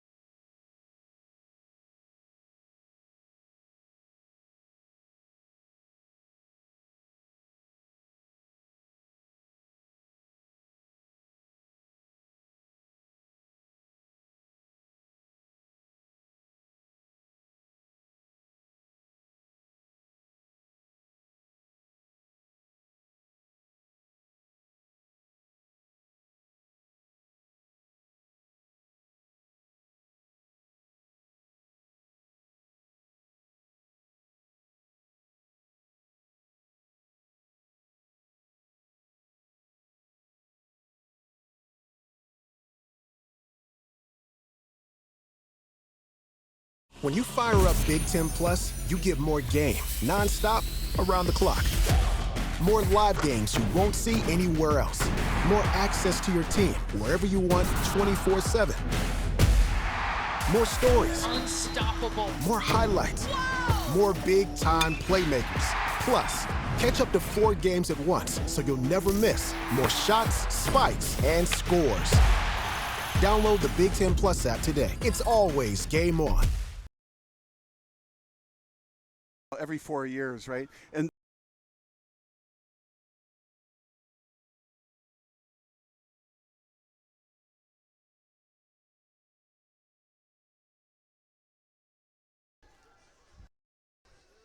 The first half report is brought to you by Sports Broadcast Solutions, a broadcasting network for everyone. 7 shots for AAC Eagles, 2 for Kostabile, 2 for Dizdarevich, 2 for McDade, and 1 for Cesar Correa. Not too many shots for Steel City. 2 for Baumgartner and 1 for the other 3 players. As here we go, second half begins, and it'll be Steel City to start off the second half. the reason Steel City doesn't have a lot of shots on is that, I'll say, a full court press, all the pressure that AAC Eagles have been putting on them this whole game. They mark everyone, including the defense. There's a lefty kick from Sorich, now over from Sorich. Sent over forward to Almazan. And over near the center circle, stolen away by the Eagles.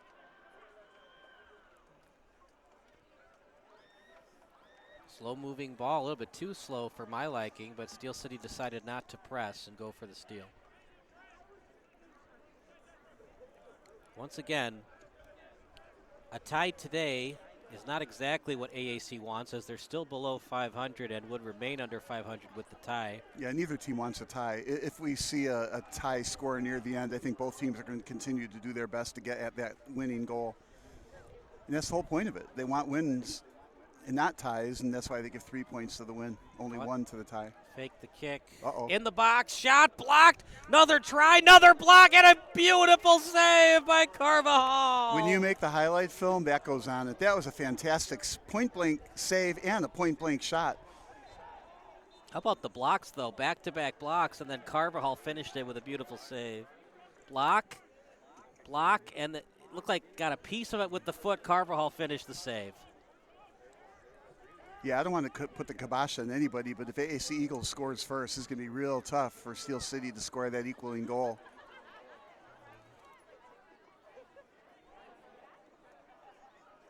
Right now, 8 shots on goal for the Eagles.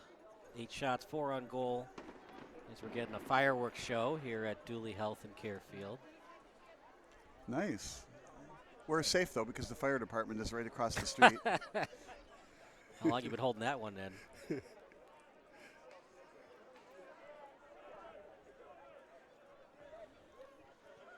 Over to the left sideline. With it was Correa. That's one way to switch the field without any middlemen.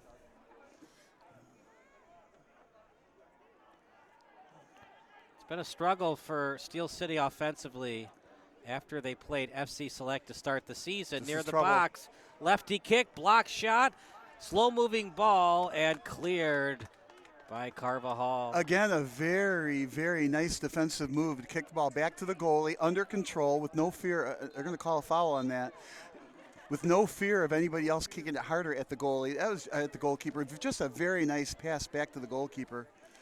Carvajal played his soccer at Roosevelt University, which is in the National Association for Intercollegiate Athletics.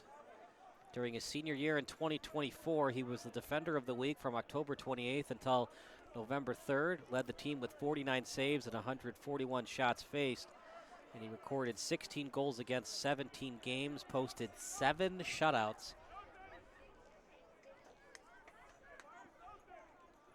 And he made a season-high 7 saves against Davenport back on November 1st. So this is a guy that knows how to make big saves in big-time moments of the game. But meanwhile, his offense is struggling right now. It's just 5 shots to 9 for the Eagles. Well, again, you give credit to the Eagles' defense. Both teams with 5 fouls, 3 corners for the Eagles, 2 for Steel City. But the Eagles have cheated more than Steel City. 2 offsides, just 1 for the home team. Well, and those were just the ones that they caught, right? Yeah, correct. They don't miss calls in semi-professional soccer, do they? Because even though it's semi-pro soccer, you get pro refs, right? Yeah, not if you're in the WNBA. Good throw in. Over from Soric. Back to Soric on his left foot. Switches over to his right. And then near the midway line, Almazan after it. Now over to Soric. Kept it in. That's a nice couple of moves there. Sure was. As he got it over to Omar. This is what, yeah, this is what Steel City needs to do. They've got about 10 passes in a row. Now they lost the ball. They've got numbers. This is a 3-on-2. Here come the Eagles. Good through ball. Sent it over to Bolatovic. Shot blocked. And Carvajal goes after it. Well, he went after it. I think he had to because it was blocked by Steel City. Right. If he doesn't get it, it's a corner kick. But still, I liked that shot. As you know, I don't normally like a long-distance shot from right up in the middle like that, but they had numbers. There weren't too many defenders in the way, and he wasn't really that far away, so it was a good shot. Plus, it's a scoreless game. Good ball control there. Over in the center circle. AAC somewhat dominating in terms of ball possession. Now 10 shots for them. Tic-tac-toe passing. Over in the box. Tough angle shot. In the box and cleared by Steel City. Will it stay in play? It will not. Yeah, from AAC Eagles' perspective, I would like to have seen that shot instead of the pass. But he chose to make the pass, and it didn't connect. I don't want to say chippier, but a little bit more physical this half. Both teams are trying to get that edge, and they're pushing the physicality a bit. Not dirty, just pushing. They're both trying to score. So there's 3 points on the table, and both teams want it. Steel City, last season it reached the quarterfinals of the Illinois State Cup for the first time in its history. Actually, it was this season. They'll go on the road to play RWB Adria next.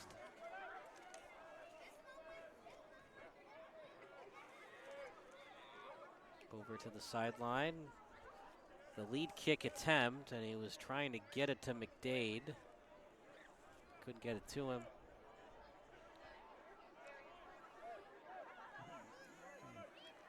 Nothing game here at beautiful Doolian Healthcare Field. They also call it Slammer Stadium. I like this defender, this Brockman. Nice pass upfield, good send. It's onside.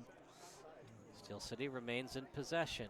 Lefty kick, not much on it, easily read by the Eagles, and they'll counterattack. That's where that line might have confused AAC Eagles.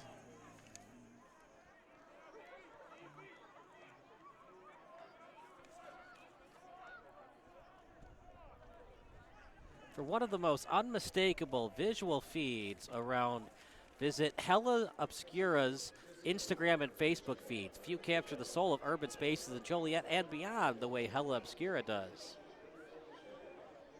As near the box, switching to his right, shot right in the breadbasket, and an easy save for Carvajal. I actually like the shot attempt, flashing some speed on the left side there. But the shot went right to the goalkeeper. Good forward pass. Sending it forward, and a chance for Steele, way too high. Yeah, that'll go as a shot in the box score, but definitely not a shot on goal. But a nice read on the pass. He was onside all the way on the other side of the field. It has to be a perfect threaded pass to get it to where he can kick it straight in, but unfortunately got under it on the run. And frankly, it was well defended, even though it was passed all the way to the other side of the field.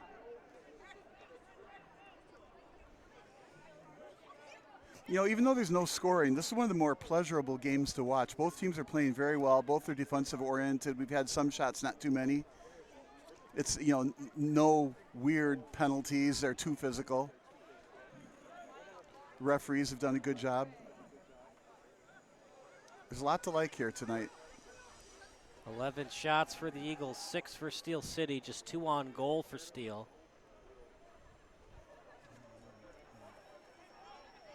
Summers Plumbing, Heating, and Cooling has service and repair just around the corner. No waiting around. Fast neighborly service you can count on today. Summers Plumbing, Heating, and Cooling. Near the center circle. Slow moving ball. AAC still in possession. Lead pass. Right on target. Shot. Goal!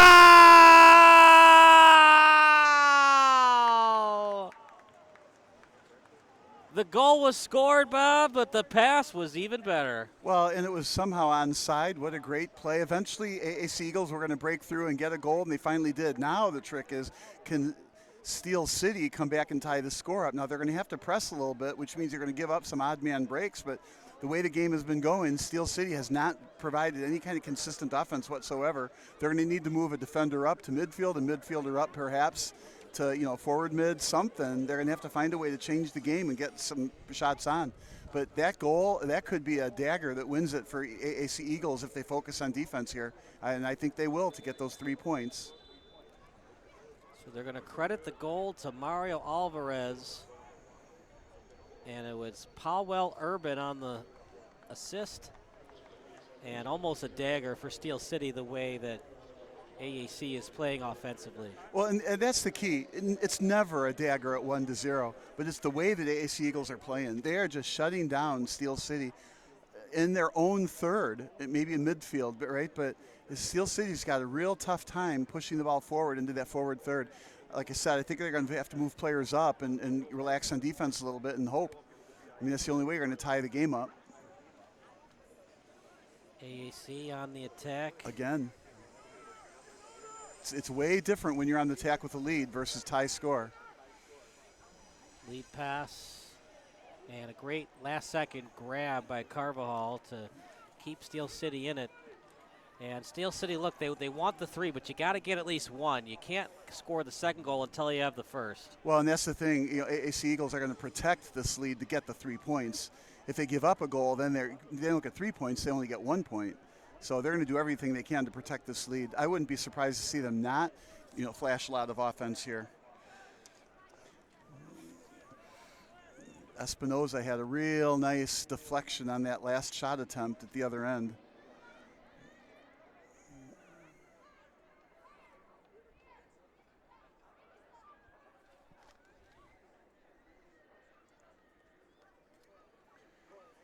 Again, looking at Espinoza, very careful not to be offsides. Here's the send. On target with the pass, trying to keep it in, and does. Yeah, they don't have the numbers. Let's see what happens. Go pass left or center it. Espinoza in front. And then sending it over to Costabile, who had 2 shots at halftime. Costabile, and headed away by Steel City, and luckily the ball finds its way just before it went to the left of the corner flag. Right, they have to throw it in. Although nowadays the strength of the throw-ins, you can throw it from there in front of the net. Let's see what they choose to do. I don't think they will choose to do that. I think they'll throw it in and go back on defense a little bit and then switch fields. That's what I think they'll do. We'll see what they do. So throw-in coming up for the Eagles still early on in the second half, so they can maintain their aggressiveness. They don't have to be fully conservative yet. Well, I got the throw-in part right. Costabile, by the way, he's an alum from Marquette University, went to Bartlett High School and played for Sockers FC, 5'11", Big East All-Academic team in 2024-2025. As a junior, appeared in 16 matches, logged 684 minutes, and recorded a season-high 4 shots versus North Florida back on August 24th. Got an assist at UW Milwaukee and scored against Edgewood. I'll get you started. Marquette in the Big East. Okay. I don't get it.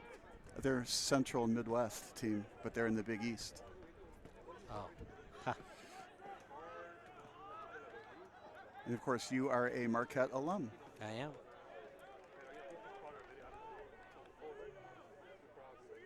Do you know who Marquette is named after? Some explorer, but I don't know his first name. Pierre Marquette. You know what country he's from? France? Yep. All right, got one right. Amazon. France is still in the World Cup. They sure are. Lead pass, chance, and did he keep it in? They're saying no. That's big. If he had kept it in, it would have forced a throw in for AAC, but they're going to say it went past the end line, so a goal kick coming up. These little things in soccer that the average fan might not think about are so crucial that the official has to get right. Yeah, they add up, that's for certain. And you never know which little play like that's going to lead to the goal. Right, because when you force a team to do a throw-in that close to the corner flag, it's not easy to clear that ball out. Kind of the equivalent is when you have to do an inbounds play in basketball near the corner. Not an easy inbounds play.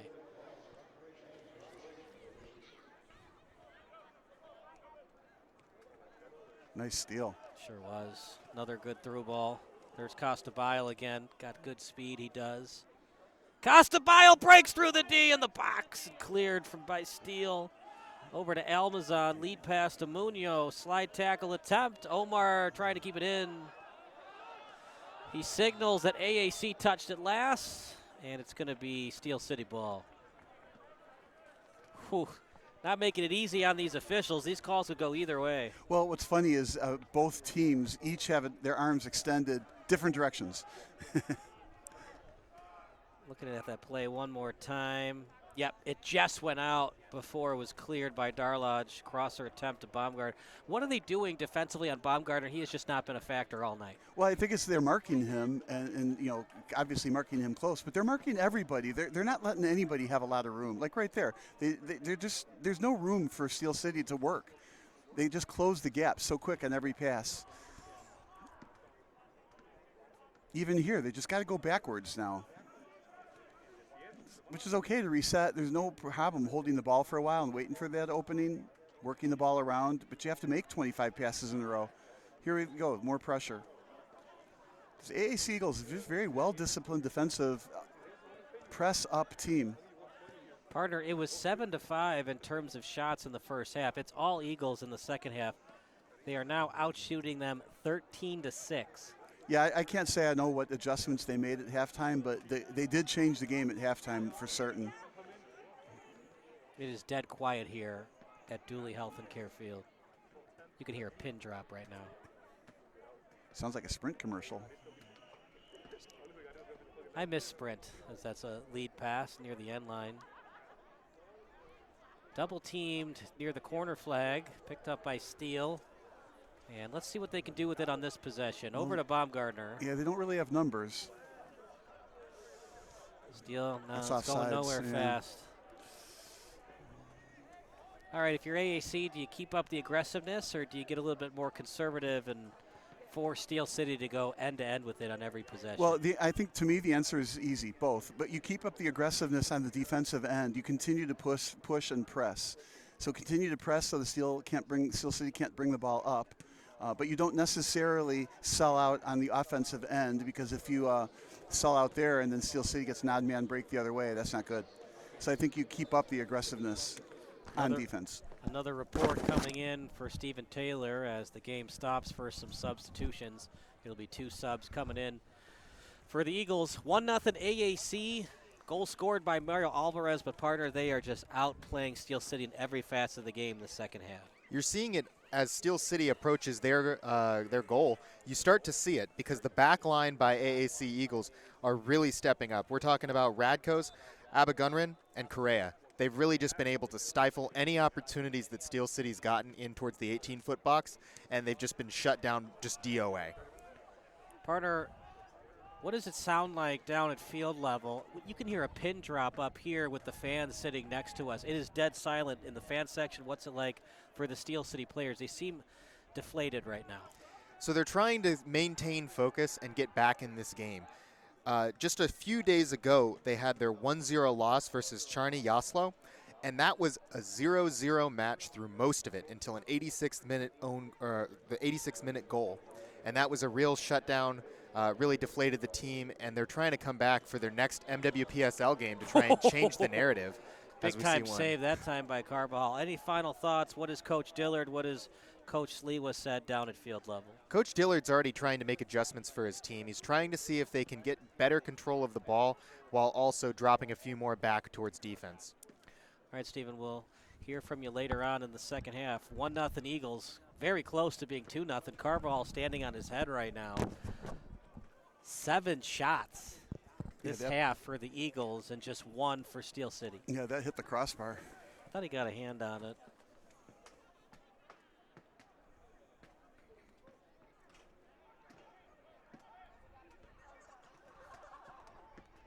Meanwhile, oh, they're going to call a handball on that breakout. Yeah, soccer is one of those games too. It's not a game of timeouts. So from the sideline, Coach Dillard has to yell at his players, but they obviously got to make adjustments because it looks like a different team than from what we saw in the first half. Yeah, my mistake. Couldn't have been a handball. It would have been in the other direction. And they send. And it's just punched away by the goalkeeper. Coming off the bench in Gorecki. I don't like the rebound control on that one. I think he could have got and caught the ball. Ooh, intercepted. Yeah, there's Sorich. Trying to feed it to Cruz, headed away. Baumgartner on it. Tap pass over to Omar. Adams was the closest man to it. AAC steals. And Almazan with some nifty looking play right there. Cruz with it to Adams. Right-footed boot. Here's Darlodge. Darlodge switches to his left. Adams retrieves it on his right. Back and forth we go. Back to Adams. They are forcing anybody but Baumgartner to score tonight.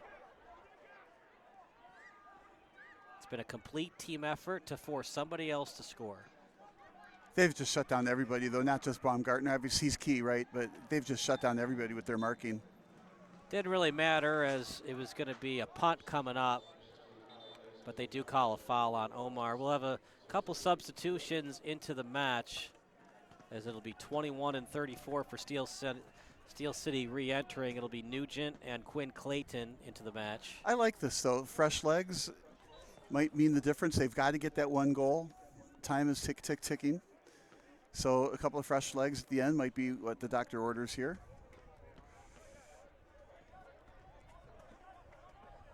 Yeah, this Eagles team is something else.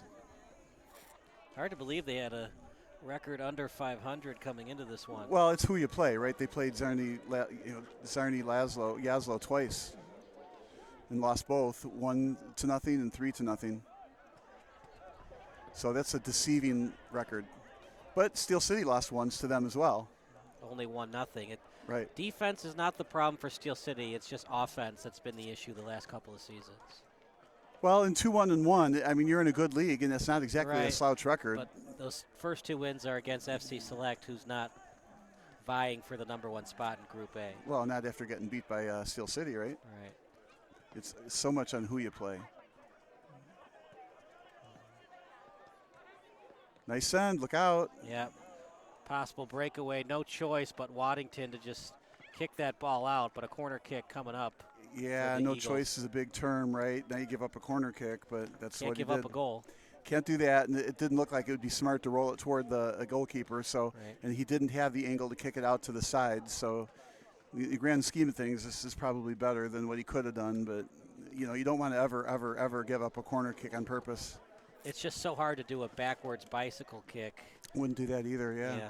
Especially when you got a forward right next to you, because if you swing and miss on the bicycle kick, it's a breakaway. Yeah, I think some players would, dribble the ball toward the goalkeeper and then shield the other offense from getting around you. But so far, no danger on the, well. Feels like a hockey game at times with all these blocked shots. Now, did he catch that ball past the end line? Yep. Yep. Yeah, it was a good catch by the ref. I was wondering if they were going to catch that. He did catch it, but it was after the ball went past the end line. Right. Here's the pass in from the corner I'm not a fan of, but here we go. This is a good angle. Fire away. It's in the box. He had the right bend to it. The trouble is when the ball's running away, you have to run faster than the ball to get ahead of it to be able to kick the far side of the ball to get it to spin back to the left. He almost did it, just missed it by a couple millimeters on the ball. Steel City would like to invite everyone to the field at the conclusion of the match for a picture and autograph session with Steel City. Autograph cards will be handed out at the conclusion of the match. And Steel City would like to recognize its most generous supporters. Club members are ambassadors to the club and receive season tickets, swag, and other benefits. Swag, huh? Other swag? Yep. Just complete domination by the Eagles. They're now outshooting them 8-1. Well, the second half has definitely been all Eagles. The first half, it was going both ways. Obviously, close game, right? But I'm very impressed with the AAC Eagles team. It's not just good in a couple of positions or most of the positions. They're good everywhere. Coming into tonight, they're in 4th place in Group A of Division II Heartland Conference. Yeah, I'm pretty sure soon to be 3rd place. Well, all Steel City has to do is get one past the keeper, and at least you get 1 point. Doesn't matter how badly you've been outplayed in the second half. You surprised there was no foul called there? I'm thinking the same thing, and I think the reason there was no call there is because he was still in the chance for box. Bob Gardner. Oh, look at the hand-eye coordination from the keeper coming off the bench. Sebastian Gorecki showing why he's playing Division I soccer at Tulsa University. Yeah, I think there was no penalty called because that was so far at the edge of the box, and the referee didn't want to shift the who wins the game on a penalty kick. Well, I think it was on Omar, the foul. That goes wide. If it's on Omar, it's just a goal kick for Gorecki. It looked like Omar pushed him. Oh, you thought it was an offensive foul? Yeah. Oh, gosh. Okay. Yeah. Okay. Which was big because they didn't call the foul. Steel City stole, and then Baumgartner. He had a blast, almost went in. Yeah, I thought it was on Omar. Yeah, that would be one to take a look at again to see it indeed was on Omar, or perhaps it was on the defense. Yeah, I thought Omar initiated with the push. Well, it's never the initiator that gets That's the penalty. Right, yeah. Especially when it comes to fighting and red cards. They always get the second guy, right? Right. Do you think they need to consider changing that in soccer with red cards? You have to play a man down the rest of the match. Well, what we did see in the World Cup for the first time ever is we saw a player that flopped. The yellow card was called against the team. I think it was USA that committed the foul. But then the referee looked at it on the VAR system, and they changed the yellow card to the Australian, I think it was, who flopped. So that was the first time ever in World Cup history that they called, yellow card and swapped to the other yellow card. And then the other thing was there was a red card called. Apparently, you can't cover your mouth and start swearing and being, sending racial epithets to, here and there and elsewhere. So a red card for covering your mouth while you're saying stuff. That's the first time I've ever seen that, and I think that's probably the first time that's ever happened in World Cup as well. So I got a couple of rule changes, but I really like that flop one. I don't know if covering your mouth does anything, but the flop one, I do not like it when players flop to get a call and then the referees fall for it. And I think the way that you stop that is you start calling out the flops. Yeah, the thing is, though, like... SGA better not start playing soccer then. Yeah, guess not.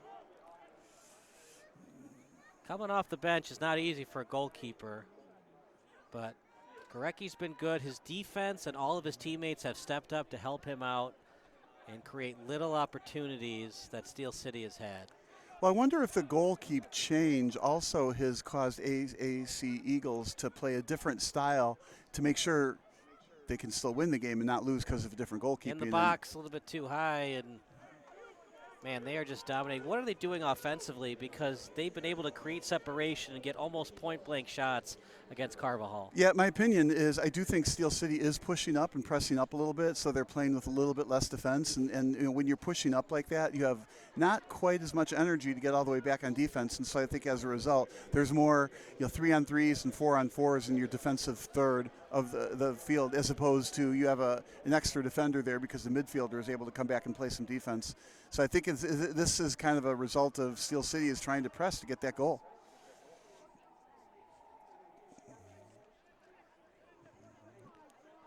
Over to the sideline.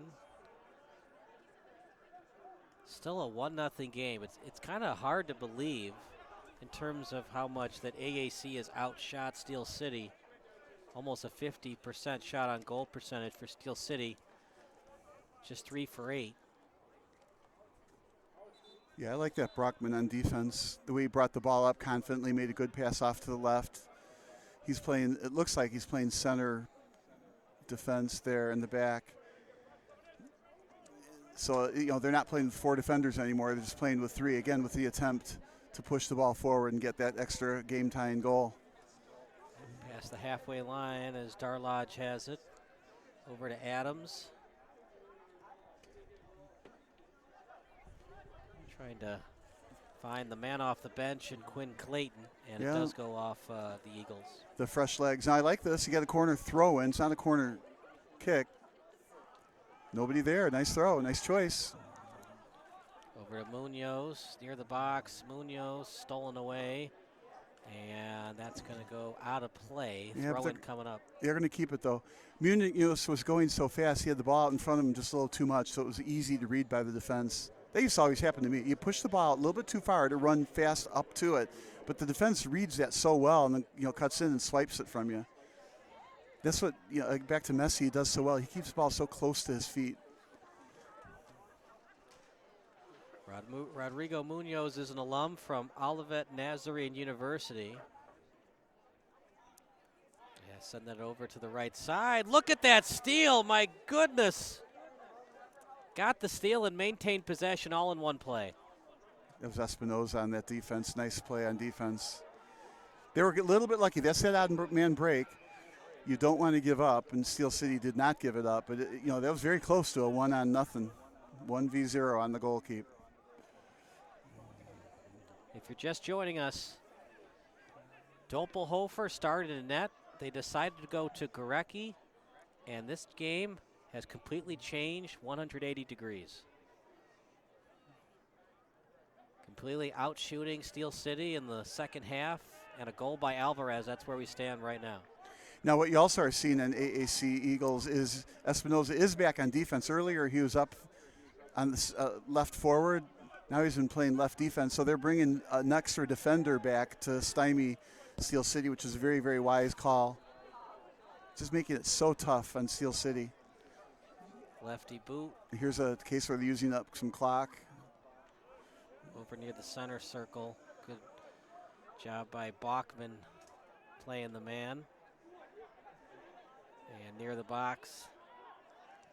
Turnaround kick A little bit high and wide. Time running out right now for Steel City. Yeah, you were asking earlier about Baumgartner too. That time they had him, double covered down low and behind him, so there's really nowhere for him to go with it. He had to push to one of the sides. He couldn't bring the ball back. Just frustrating him, just not giving him room to play. Again, very, very, very well thought out defense here.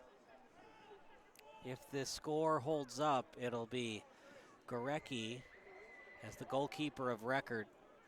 Carvajal would be the tough luck loser. He's had an excellent game, though. 6 saves on 7 shots. Ouch. Ouch. It goes off your teammate and Nugent. Nugent takes one for the team. Problem is, it's a throw-in awarded for AAC. Our last report possibly of the night coming up from Stephen Taylor. Still 1-0 lead for AAC and time running out for Steel City. You can already tell that there's a little bit of frustration for Steel City thus far. There was a missed opportunity, and you heard one teammate start to criticize Quinn Clayton for losing a 50-50 battle, as we see the scoring opportunity here. Baumgartner with it. As they're going to play on, Baumgartner thought he might have gotten fouled, but the ref says no. Stephen, what has AAC done in the second half? What have they said on the bench? What has Coach Sliwa said? That's an offside against the Eagles. What have they said on the bench? What adjustments did they make going into halftime? Mostly it just seems like the team is a little better rested, and it's showing mostly because of the pace of the game. The speed of AAC Eagles, they're really stepping up in the second half with their speed. So far it's been a little bit of a sluggish Steel City team that we've seen in their opposition, but there's still been good competition out there, and you've been hearing it from the back line. One of the more vocal Steel City players out there is Declan Nugent, who's saying next one. Just get the next opportunity as soon as you can, but just shake off what already happened and get to the next one. For sure, man. Well, we'll see if this becomes a tie score into extra time, but for Steel City, like we said, now they have 4 shots in the second half, 3 on goal. Espinoza coming out of the game. He's been playing great. First in the front, now in the back. Some fresh legs for AAC Eagles. I'd have to say, if you're going to score, now is the time when they put in a couple players fresh off the bench. They've played, the AAC Eagles have played so well together. Well, Gorecki coming off the bench, showing why the Golden Hurricane recruited him out of William Fremd High School in Palatine, Illinois. He's 190 pounds, 6'3". He's got great size for the position. Lefty kick. But, coaching and scouting also come into play. So when you're scouting goalkeepers, partner, do you care more about athleticism or wingspan? Yeah, me, athleticism, but a lot of coaches profile positions in every sport. So nice battle for the ball there. So you want there could be a call there. A legit call, maybe a yellow. Let's see. Yep. Yeah. Unnecessary because he didn't need to push as 43 and Sluzarczyk was already starting to fall down. It was just an unnecessary push there. Well, it was a nice battle both ways until the very end, took a little bit of advantage. But, yeah, athleticism always wins out over profile. But a lot of coaches profile because they're not sure which player is better. So you take the taller one and you assume I can coach that player, and, you can't teach height. There's some things you can't teach. Height's one of them. Then sometimes you get players like Antetokounmpo and Wembanyama who have both wingspan and athleticism. Then you're really in business. Yeah. Then there are guys like Taco Fall, very tall, but not really known for the athleticism. But Gorecki, he looks good between the pipes, doesn't he? He's just a freshman, got a lot more years of college eligibility ahead of him. Well, this is where you gain the experience, too. He has 2 siblings, Michelle and Alla. His parents are Jay and Barbara. He began playing soccer at the age of 4. Before the game, he likes to listen to music and think about all the game's possibilities. He enjoys pickleball, and he's a sports management major. Pickleball. Pickleball's tough for taller players. You have to reach down, bend over a lot. Shorter players do well in pickleball because they're already low to the ground. What happens if you can't find your racket before a match? Forfeit? No, you're in quite a pickle. Well, we already got fired, so it's okay to come up with another one of those. In case we got rehired, we got fired again. Yeah, we're refired in the second half, too.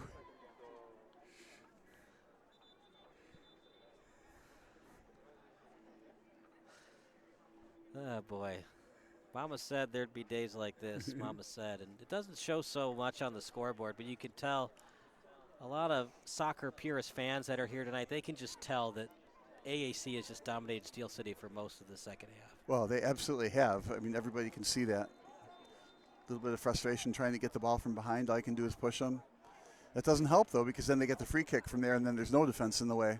Do you just play conservative the rest of the match if you're AAC? You really need the 3 points to have any kind of chance of winning Group A. Well, and then the next question is, you're not going to win Group A anyway, so what are you trying to accomplish? So you want to keep players on the bench who are intrinsic to your team happy as well, so you put them in, even at the risk of getting a tie score here, getting 1 point, not 3, because long run, you want to be able to keep your players happy for next year. You don't want them jumping ship. Hey, I never played on your team. I'm going to go find another team to play on. Charney Yaslow. And you need good bench players to succeed.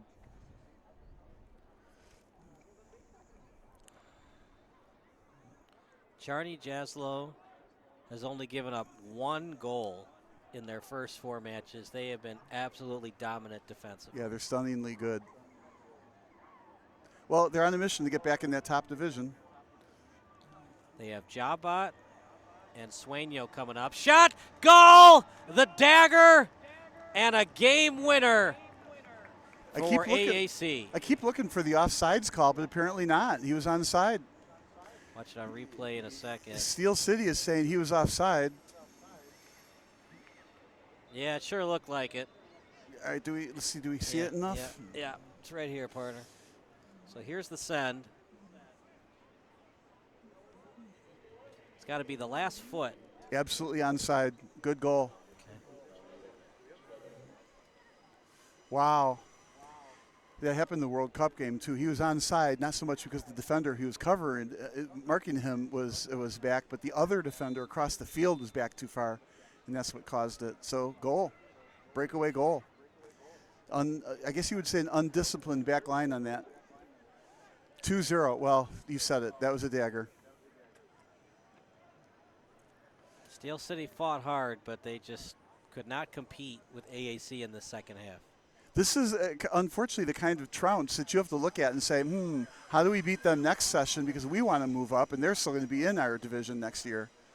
This is a tough, tough team. So they're going to have Reggett on the goal. As another chance for AAC. It's immaterial at this point. It's either going to be a 2-0 or 3-0 win for AAC, most likely. Here we go. Might be 3 here. In the box. Chance, high.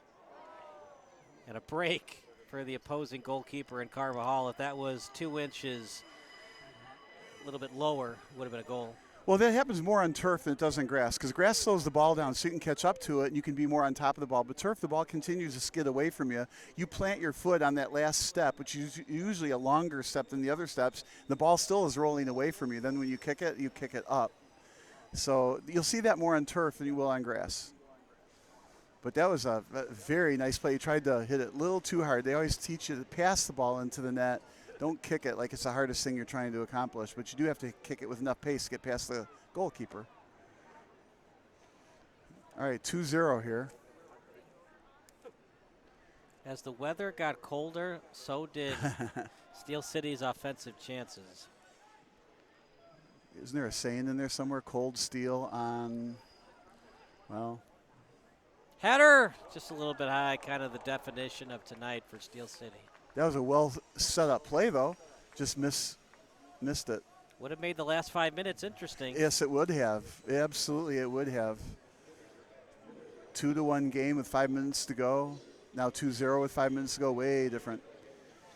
And the big deal here now is AAC Eagles can stay in their normal game plan, because if they give up a goal, not the worst thing. So they don't need to go into a defensive shell that sometimes doesn't work in every sport. You sometimes go into prevent defense in football, or in basketball you start using the clock. Sometimes you're better off playing your normal game plan. Well, the score is obviously advantaged them, and the time is also advantaged them, because even if Steel City scores, right, they got to get the ball back on the kickoff. Well, yeah, they'll have more than 2 quality opportunities before the game ends, but they can't squander anything at this point. But right now, I'm not sure how you're going to get 2 quality opportunities.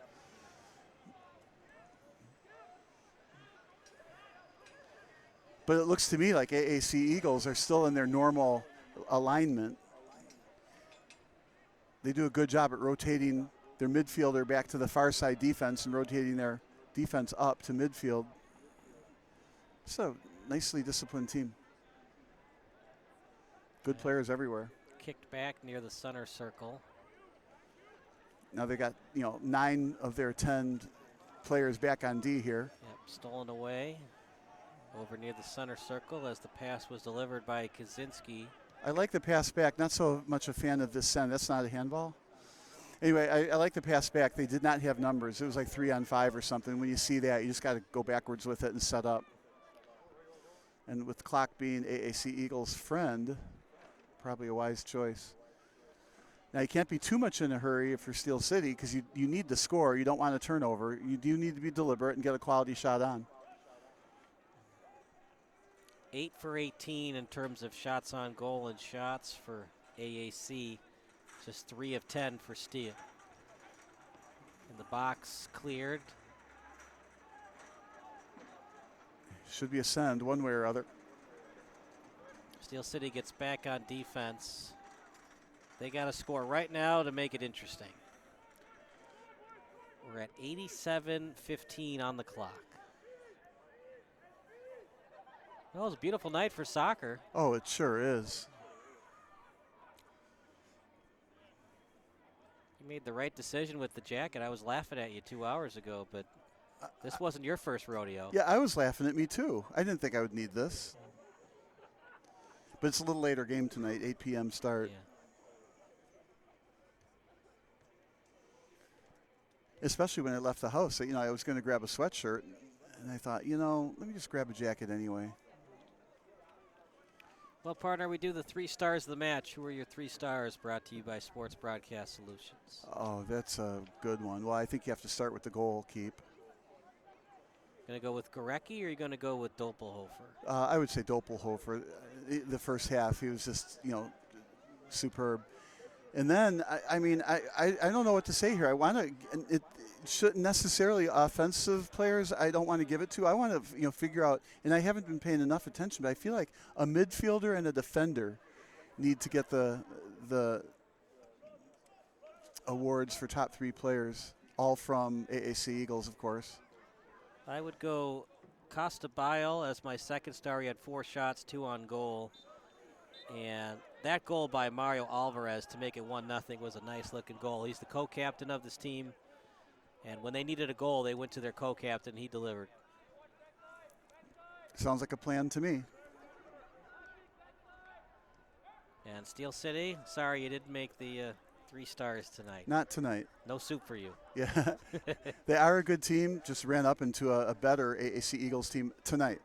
Now, maybe if this game gets played again next week, it could be a different outcome. But this AAC Eagles were up for this game. How do they fix the offense? This is now their 3rd match with 1 goal or less. Yeah, I don't know that the offense is broke, frankly. I just don't know that it is. Not scoring here, well, it's They're really at strong. home. It's a team they can beat. It's right Yeah. to the breadbasket of Gorecki. Let's see if he kicks it straight up or if he just does a little drop-off pass. You do need a little bit more punch from somebody other than Baumgartner, I suppose. But he's in the middle. You need the wings to be a little bit tougher. Perhaps that. But I don't know. Oh, there's going to be should be a call. Yep. You can't grab the jersey and pull him. That's not allowed. We're in the 90th minute. 2 minutes plus will be awarded of extra time.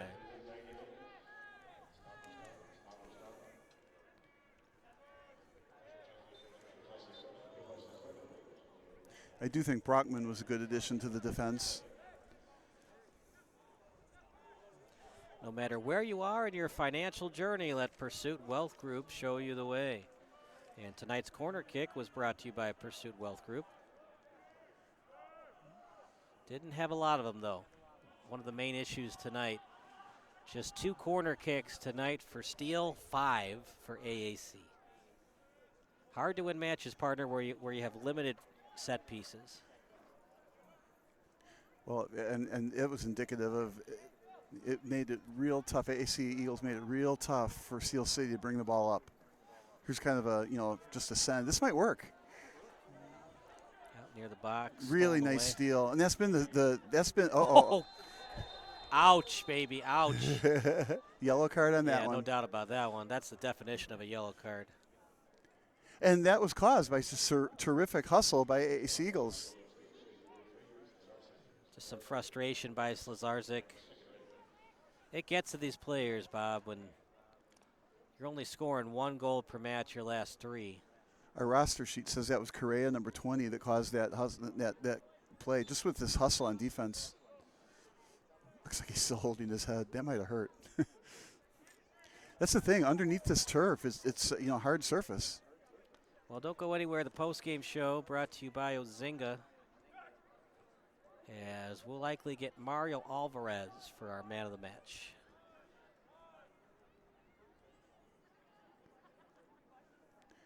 What number is Alvarez? Number 10. 10.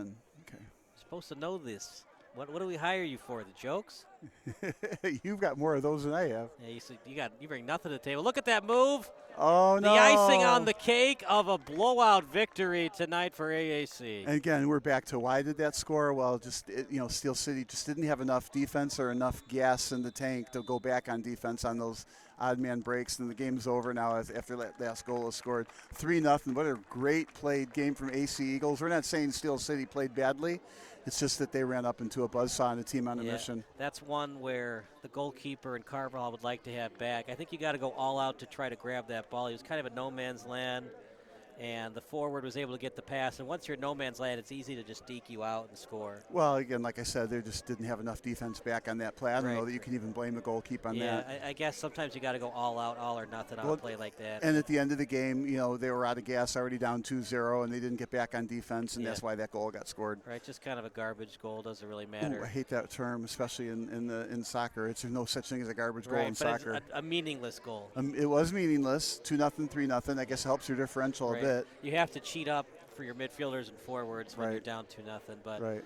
Well, we appreciate Evaldo Basso and everybody else that helped us put this broadcast on. Like I said, don't go anywhere. We'll go down the field to get one of the AAC Eagles players, most likely Mario Alvarez. 3-0 victory for AAC tonight. Final thoughts, partner, before we go to our post-game interview. Well, except that Steel City didn't win. It was a fantastic game played. Both teams that were hustling, both teams playing really good defense, just that AAC Eagles had some very good shots that went in. They did outplay them in the second half, so it was a kind of a tale of two cities, an even game in the first half, and AAC Eagles outplayed them in the second half. But an absolute pleasure to watch these two teams play. All right, we'll go down to field level, get Alvarez for our man of the match, and for Zach Stolpa, Stephen Taylor, Logan Walker, Bob Vilsaway, I'm Kyle Smith. 3-0 victory for AAC, and our post-game interview brought to you by Ozinga coming up next.